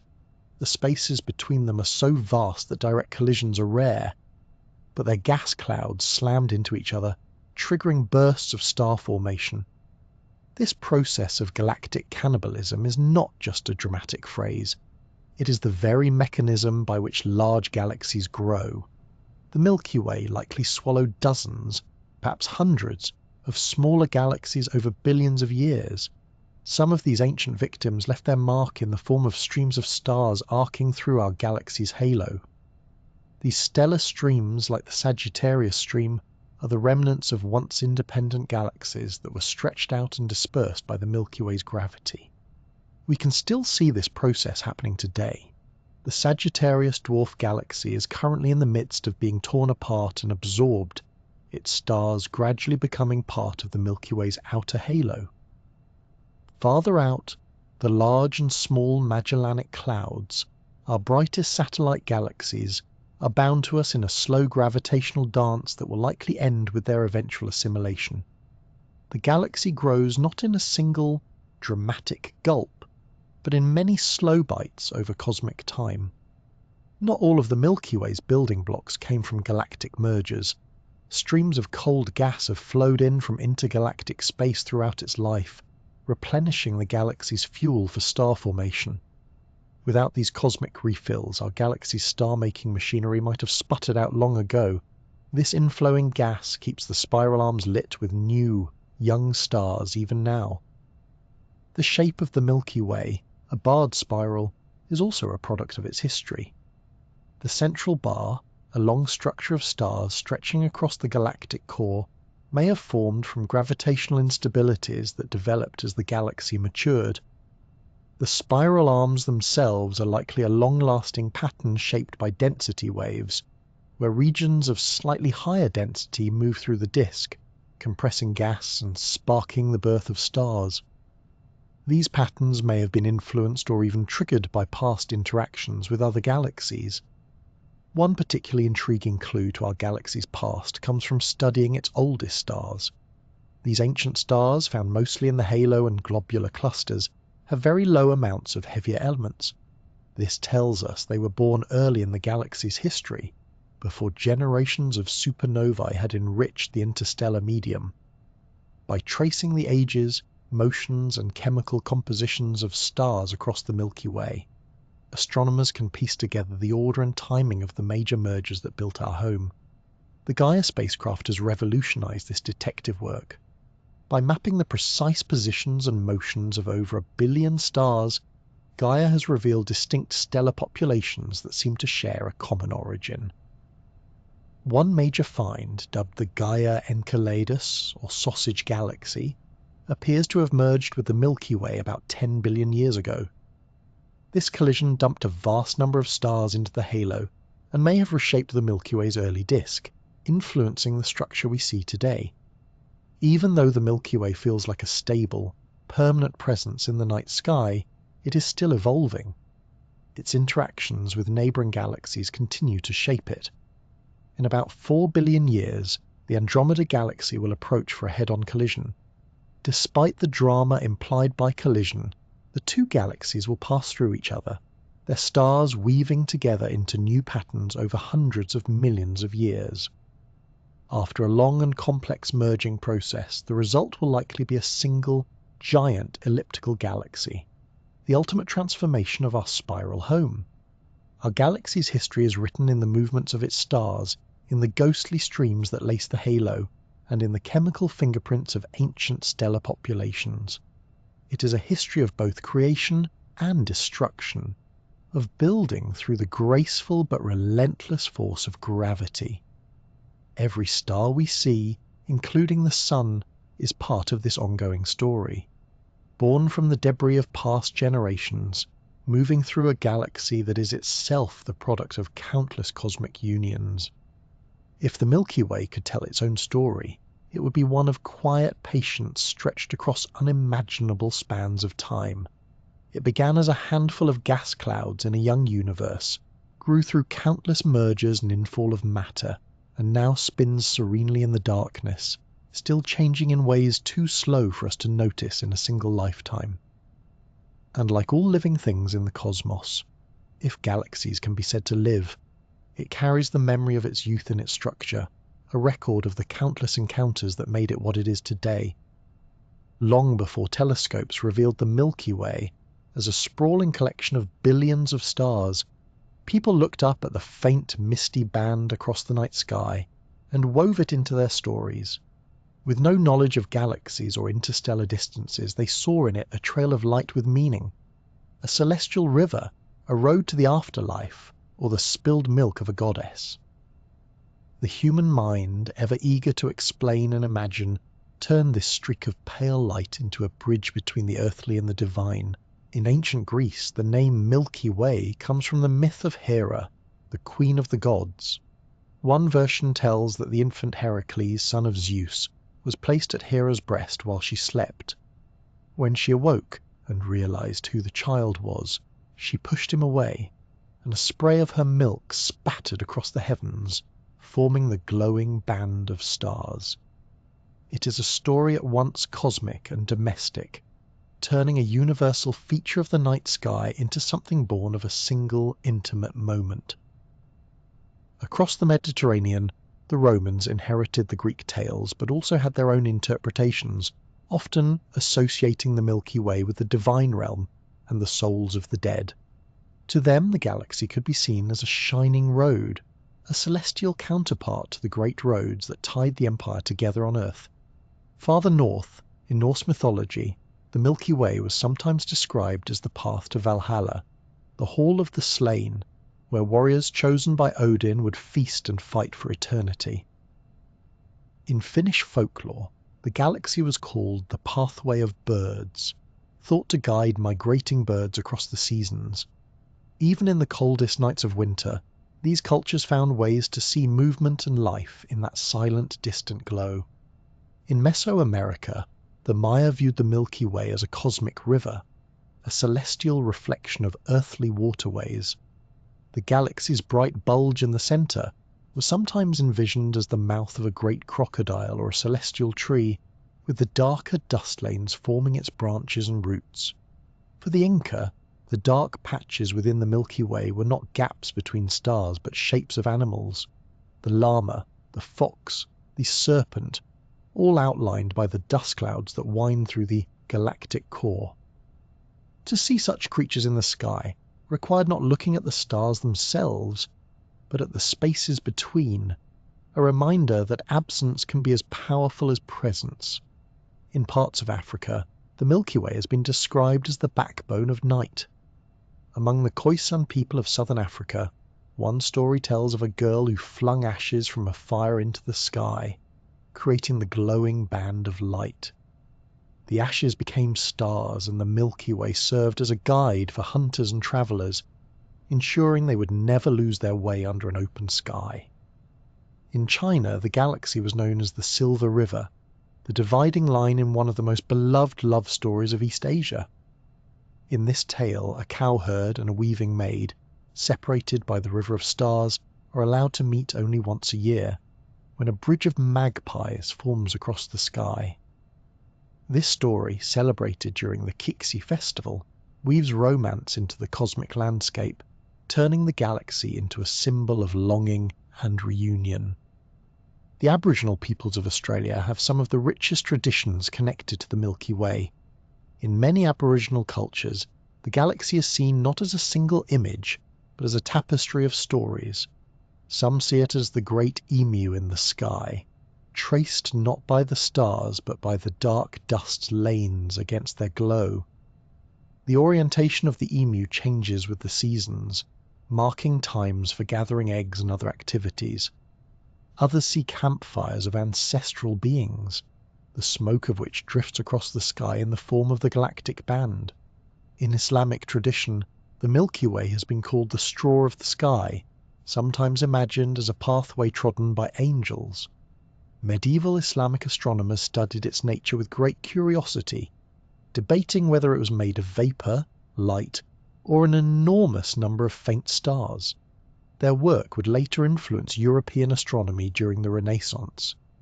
Artists, too, have long found inspiration in the Milky Way. In European Renaissance paintings, it appears as a mystical backdrop, a reminder of the divine order of creation. The Dutch painter Aert van der Neer's 17th century nightscapes often place the soft band of the galaxy above still waters, its reflection doubling the sense of infinity. Even Vincent van Gogh, in his Turbulent Starry Night, gave a swirling nod to the great spirals of the heavens, an echo of the structure hidden in the Milky Way's faint haze. In literature, the galaxy has often been used as a metaphor for both distance and unity. Poets have likened it to a bridge between worlds, a trail of dreams, or a cosmic spill of light across the void. Modern writers, armed with the knowledge of its true nature, still find it an inexhaustible source of wonder. After all, knowing that the Milky Way contains hundreds of billions of stars has not diminished its magic. It has only deepened it. Science, in many ways, has brought us full circle. When Galileo turned his telescope to the Milky Way in the early 17th century, he found that its misty glow was indeed countless individual stars, far too faint for the naked eye. This revelation transformed the galaxy from a single ethereal streak into a vast, intricate system. Yet even with this understanding, the old names and myths remain. They remind us that before we measured light years or mapped spiral arms, we measured the galaxy in stories, shaping it to match our hopes, fears, and imagination. Today, whether one stands in a remote desert, lies on a grassy hillside, or peers from a ship's deck in the middle of the ocean, the Milky Way still stretches overhead much as it did for our ancestors. It is both a scientific marvel and a shared human inheritance, a canvas on which every culture has painted meaning. To look at it is to stand in the same place as those who came before, connected across centuries by the same ribbon of light. And in that way, the Milky Way is not just a galaxy. It is one of the oldest bridges between the human mind and the cosmos. The Milky Way may feel timeless and unchanging, but like everything in the universe, it is in motion, and it has a date with destiny. Far across the void, the Andromeda Galaxy is heading straight toward us. It is not a reckless dash, though. This cosmic approach happens at a stately pace of a few hundred kilometers per second, which, while brisk by human standards, is leisurely in galactic terms.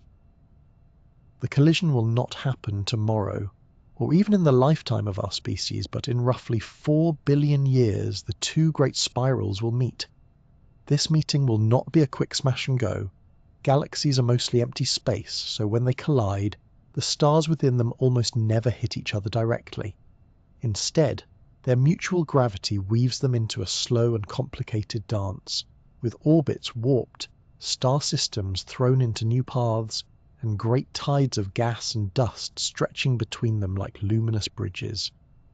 The first close pass will fling long streamers of material into space, giving each galaxy ragged extensions, almost like cosmic jellyfish trailing their tentacles. The process will take billions of years to unfold. After the first encounter, the Milky Way and Andromeda will swing past one another and then be drawn back together. Each pass will strip away more of their distinct shapes, pulling the spiral arms into elongated curves before shredding them entirely. In time, the two galaxies will settle into one enormous blended structure. Astronomers sometimes call the anticipated product Milkomeda, a name that sounds whimsical but represents a truly grand object. A single galaxy with perhaps 1 trillion stars. From the perspective of an observer on a safe, stable planet somewhere within one of the merging systems, the sky will change dramatically. Andromeda, now just a faint smudge in our night sky, will swell over millions of years into a vast, bright presence. It will dominate the heavens, its spiral arms clearly visible without a telescope. As the collision continues, stars from Andromeda and the Milky Way will intermingle, and the night will be studded with strange new patterns. The familiar constellations we know today will be lost in the shuffle, replaced by entirely new arrangements. While the idea of a galactic collision may sound catastrophic, it is unlikely to threaten life on any given planet simply because of the enormous distances between stars. The real drama will be in the gas and dust. When the Milky Way and Andromeda's interstellar media collide, the compression will trigger waves of intense star formation. Newborn stars will blaze into being at an accelerated pace, lighting up the merging galaxies like a celebratory display. Massive, short-lived stars will end their lives as supernovae, enriching the surrounding space with heavy elements, the raw ingredients for planets, life, and future generations of stars. Over time, as the two galaxies complete their merger, the wild bursts of star formation will calm down. The gas reserves will be used up or heated so much that they cannot collapse into new stars. The once lively spirals will fade into the smoother, rounder form of an elliptical galaxy, dominated by older, redder stars. It will be a quieter, more sedate place, glowing steadily but without the same vibrant arms that once defined both the Milky Way and Andromeda. The collision is not just a two-player event either. The local group, our small neighborhood of galaxies, will likely be affected as well. Smaller galaxies like the Magellanic Clouds may be drawn into the gravitational chaos and eventually merged into the new supergalaxy. Even the more distant members of our group may find their orbits altered over time. The result will be a reshaped cosmic community, bound together in a new gravitational equilibrium. Astronomers can model this future using both observations and computer simulations. By measuring the motions of Andromeda's stars and the Milky Way's own movements, they can rewind and fast-forward the cosmic clock, tracing the galaxy's past interactions and predicting their future embrace. These simulations produce breathtaking visualizations, spiral arms stretching and twisting, galactic centres passing like ships in the night before curving back toward one another and eventually merging into a vast golden sphere. From a more philosophical perspective, the eventual merger is a reminder that nothing in the universe remains static. The night sky as we know it is a fleeting arrangement, just one frame in a long cosmic story. Our galaxy has already grown through past mergers, swallowing smaller galaxies, absorbing their stars and weaving their remnants into its own structure. The coming union with Andromeda is simply the next act in that ongoing tale. In the far future, perhaps intelligent beings will gaze up from worlds orbiting stars born of this collision and wonder about their galaxy's origins. They might trace the arcs of ancient stellar streams, find subtle differences in chemical composition between one group of stars and another, and piece together the history of two once distinct spirals that became one. Their myths and stories about the sky will be shaped by a galaxy that, to them, has always been a single immense home. And the idea that it was once two might seem as distant and abstract as the idea of galaxies themselves once was to us. In the meantime, the Milky Way continues its slow approach, Andromeda drifting ever closer across an unimaginably vast gulf. The collision is inevitable, but it is also patient, moving on a timescale that makes even the longest human history look like a blink. Knowing this future awaits does not diminish the beauty of the Milky Way today. If anything, it adds another layer of wonder, reminding us that our galaxy is alive with motion, change, and a destiny written in the quiet pull of gravity. When you look up at the Milky Way on a clear, dark night, it is almost impossible not to wonder if someone, somewhere out there, is looking back. Our galaxy is vast, home to hundreds of billions of stars, each potentially orbited by planets. Among those planets, how many might host life? And among those worlds where life exists, how many might have developed intelligence, technology, and perhaps even curiosity about the universe just as we have? In the early 1960s, an astronomer named Frank Drake decided to turn this question into something more concrete. He developed what became known as the Drake equation, not a precise calculation, but a framework to help think about the factors involved in estimating the number of communicative civilizations in our galaxy. The equation multiplies together a series of terms: the rate at which new stars form, the fraction of those stars that have planets, the average number of planets that could be habitable, the fraction of those that actually develop life, the fraction of life-bearing planets that produce intelligent beings, the fraction of intelligent civilizations that develop detectable technology, and finally the average lifetime of such civilizations. Each of those terms is uncertain, and some are wildly so. For a long time we did not even know whether most stars had planets. That has changed dramatically thanks to space telescopes like Kepler and TESS, which have shown us that planets are common, so common that in our galaxy alone there may be more planets than stars.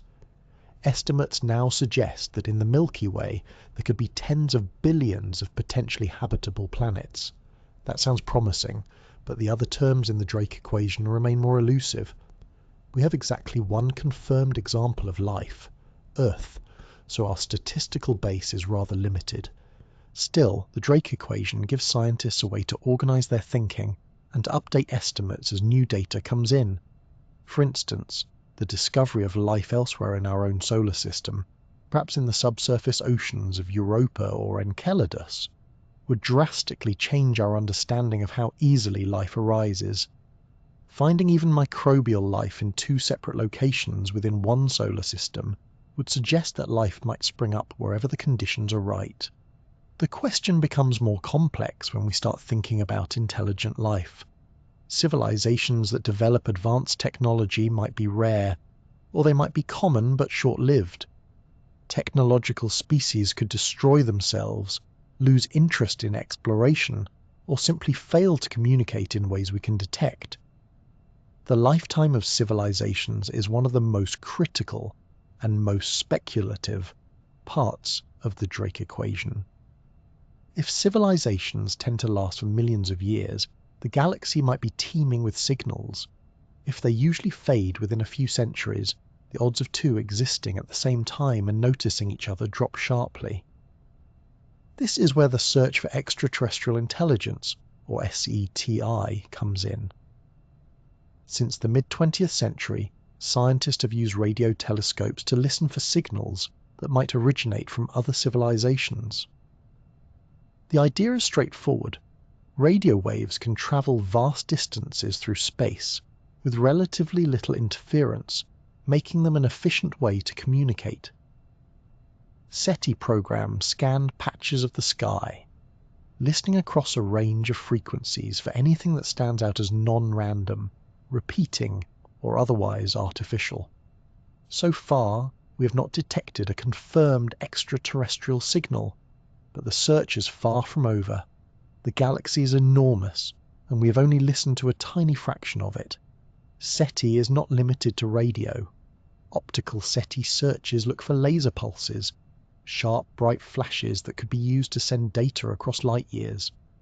Other researchers explore the idea of looking for waste heat from advanced civilizations, reasoning that even enormous energy collectors or space-based industries would radiate heat in the infrared. The hunt for what scientists call techno-signatures is broadening, guided by the understanding that alien technology might not look anything like ours, but would still have detectable side effects. Alongside the search for technology, there is the search for life's chemical fingerprints, biosignatures. This is where missions like the James Webb Space Telescope are transforming the field. By analysing the light from distant planets as it passes through their atmospheres, astronomers can detect the presence of molecules like oxygen, methane, or water vapour. Certain combinations of gases, especially those that would not remain stable without continual replenishment by life, could hint strongly at biology. For example, a planet with both oxygen and methane in its atmosphere would be suspiciously lively, since those gases tend to react with each other and would need constant production to persist. Finding such a biosignature would not confirm intelligent life, but it would be an extraordinary discovery, proof that we are not alone in a biological sense. From there, the question would naturally shift to how common intelligence is among living worlds, and whether life elsewhere tends to follow paths anything like our own. One of the humbling realities of the search for life in the Milky Way is that distance is both our friend and our obstacle. The vastness of the galaxy means there could be countless civilizations without us ever hearing from them, simply because signals fade over light years, or because we have not yet looked in the right place. On the other hand, distance also offers the tantalizing possibility that we are not just a lonely anomaly, that our story is one of many playing out across the spiral arms. It is worth noting that not all scientists agree that we should be broadcasting our presence. The idea of active SETI, deliberately sending powerful signals into space to announce ourselves, is controversial. Some argue that any civilization capable of hearing us is likely to be advanced enough not to pose a threat. Others point out that we cannot know the intentions of unknown civilizations, and that caution may be wise. For now, most of our contribution to the galactic conversation is accidental. Radio, television, and radar signals leaking into space, growing fainter as they expand outward. Whether the galaxy is buzzing with civilizations or silent except for us, the search itself is deeply valuable. It pushes technology forward, inspires new generations of scientists, and forces us to think about our place in the cosmos with a wider perspective. The act of looking up and wondering connects us to something much larger than ourselves, and even if we never find an answer, the question will continue to shape our imagination. The Milky Way is a grand stage, and we are one of its countless possible players. Somewhere out there, on a world circling a distant star, there may be beings asking the same questions, scanning their skies, and wondering if anyone else is listening. In that sense, the search is not just for life. It is for connection, for understanding, and for the reassurance that across the vast dark there is a shared experience of existence. And perhaps one day that long silence will break, We have been drifting together through a galaxy that is both our home and a vast frontier of unknowns. Along the way, we have crossed luminous arms of stars, paused in clouds where new suns are born, lingered near ancient clusters, and glanced toward a black hole so massive that it anchors the entire Milky Way. We have touched on the quiet reign of dark matter, the delicate arrangement of stellar neighborhoods, and the shimmering bridges between our galaxy and its companions. Each of these moments is just a glimpse, a brief window into the grand architecture of something we can never see in its entirety from where we stand. The Milky Way is not merely a place on a map of the cosmos, it is the framework of our existence. Every breath you take, every drop of water, every atom in your body was assembled here over billions of years of stellar alchemy. Stars that lived and died long before the sun scattered the elements that would one day form planets, oceans, forests, and people. We often talk about the galaxy as if it is out there, but we are not outside of it. We are woven into its structure, moving along with it, part of the same ongoing story. We have seen how spiral arms wind gently around the core, a kind of galactic heartbeat where new generations of stars flicker into life. We have passed through regions where space is not empty, but filled with fine threads of dust and clouds of gas, the raw material of creation.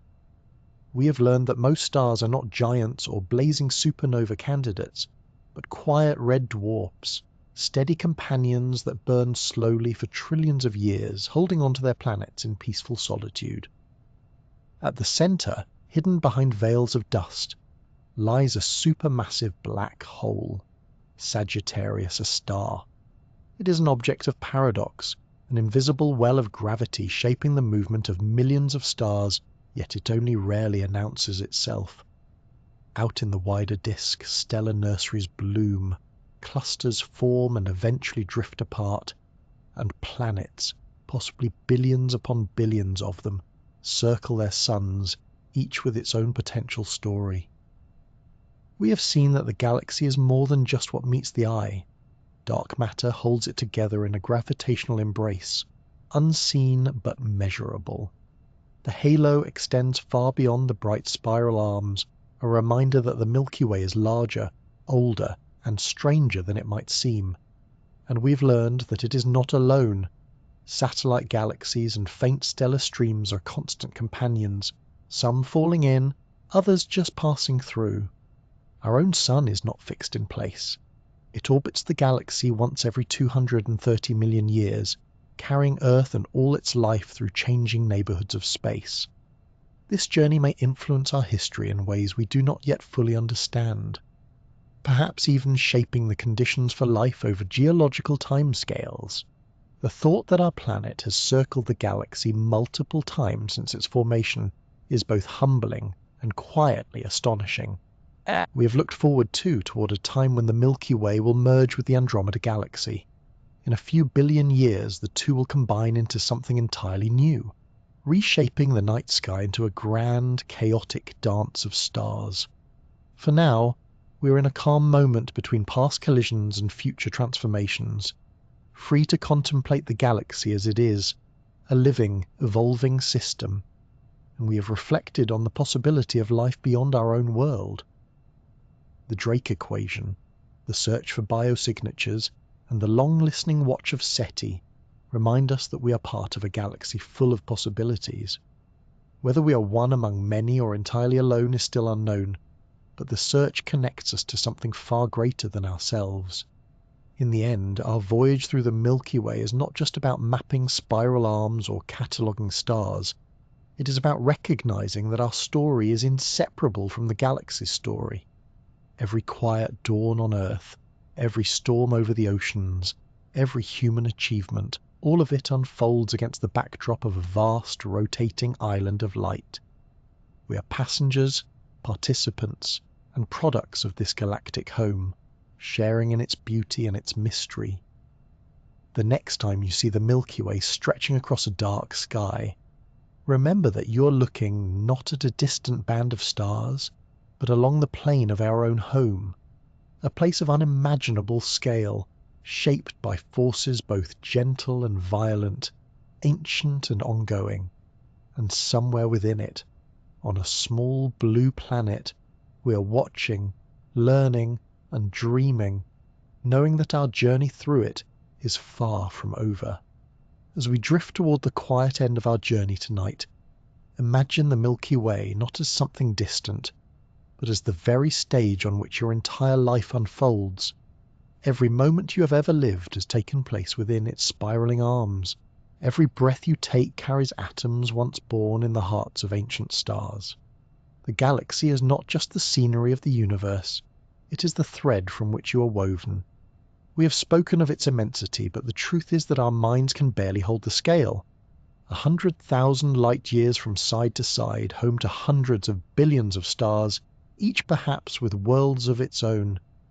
And yet, in that unimaginable vastness, we occupy a small, warm corner, a planet just the right distance from its star, orbiting peacefully in the Orion Arm. In the language of the cosmos, we live in a comfortable neighborhood, a quiet lane in a city that never sleeps. The Milky Way is a place of contrasts. It is both ancient and constantly renewed. Stars are born in clouds of gas and dust, live their luminous lives, and eventually give their elements back to space. New stars form from those same ingredients, keeping the galaxy alive in an endless cycle. Somewhere, right now, a star is igniting for the first time, while another is collapsing in a spectacular finale, events separated by thousands of light years, yet part of the same grand choreography. Even the empty space between stars is not truly empty. It holds the fine dust that softens starlight, the wisps of gas that will one day collapse into suns, the invisible particles of dark matter holding the galaxy together in their silent grip. Out beyond the bright spiral arms lies the halo, a realm of old stars, ancient clusters, and faint streams marking the remnants of galaxies long absorbed into our own. And then there is motion, constant, quiet motion. We orbit the center of the galaxy at an average of about 500,000 miles per hour, yet we do not feel it. Stars, planets, gas clouds, all are moving in a complex dance guided by gravity. Over millions of years, these orbits carry us through new regions of the galaxy, each with its own history and conditions. The Milky Way itself drifts through space toward the Andromeda Galaxy, a journey that will end in a vast, graceful merger billions of years from now. It is humbling to realize that the galaxy has been here for more than 13 billion years and will remain long after our species is gone. And yet, within that immense timescale, this moment is ours. We live in a brief, beautiful interval, able to look up at the night sky and not just see light, but understand it. To know that those distant points are suns, that the soft band overhead is our galactic home viewed from within. Perhaps most of all, the Milky Way is a reminder of perspective. When life feels overwhelming, remember that our problems, though real and important, exist within a universe so vast it defies comprehension. That is not to say our concerns do not matter, but rather that there is comfort in knowing we are part of something greater. The same galaxy that contains black holes and supernovae also contains us, thinking about our place within it. If you ever find yourself beneath a truly dark sky, take a moment to let your eyes adjust, and then look for that pale, hazy river of light. It is not just a pretty feature of the night. It is the cross-section of our home, a glimpse along the disk of stars that cradles our existence. Every photon that reaches you from it has travelled across light years of space, through clouds of dust past planets, and around other stars, to finally meet your gaze. In a way, the galaxy is always with you, whether you notice it or not. It is in the atoms of your body, in the sunlight that warms your face, in the gravity that keeps our planet steady on its path.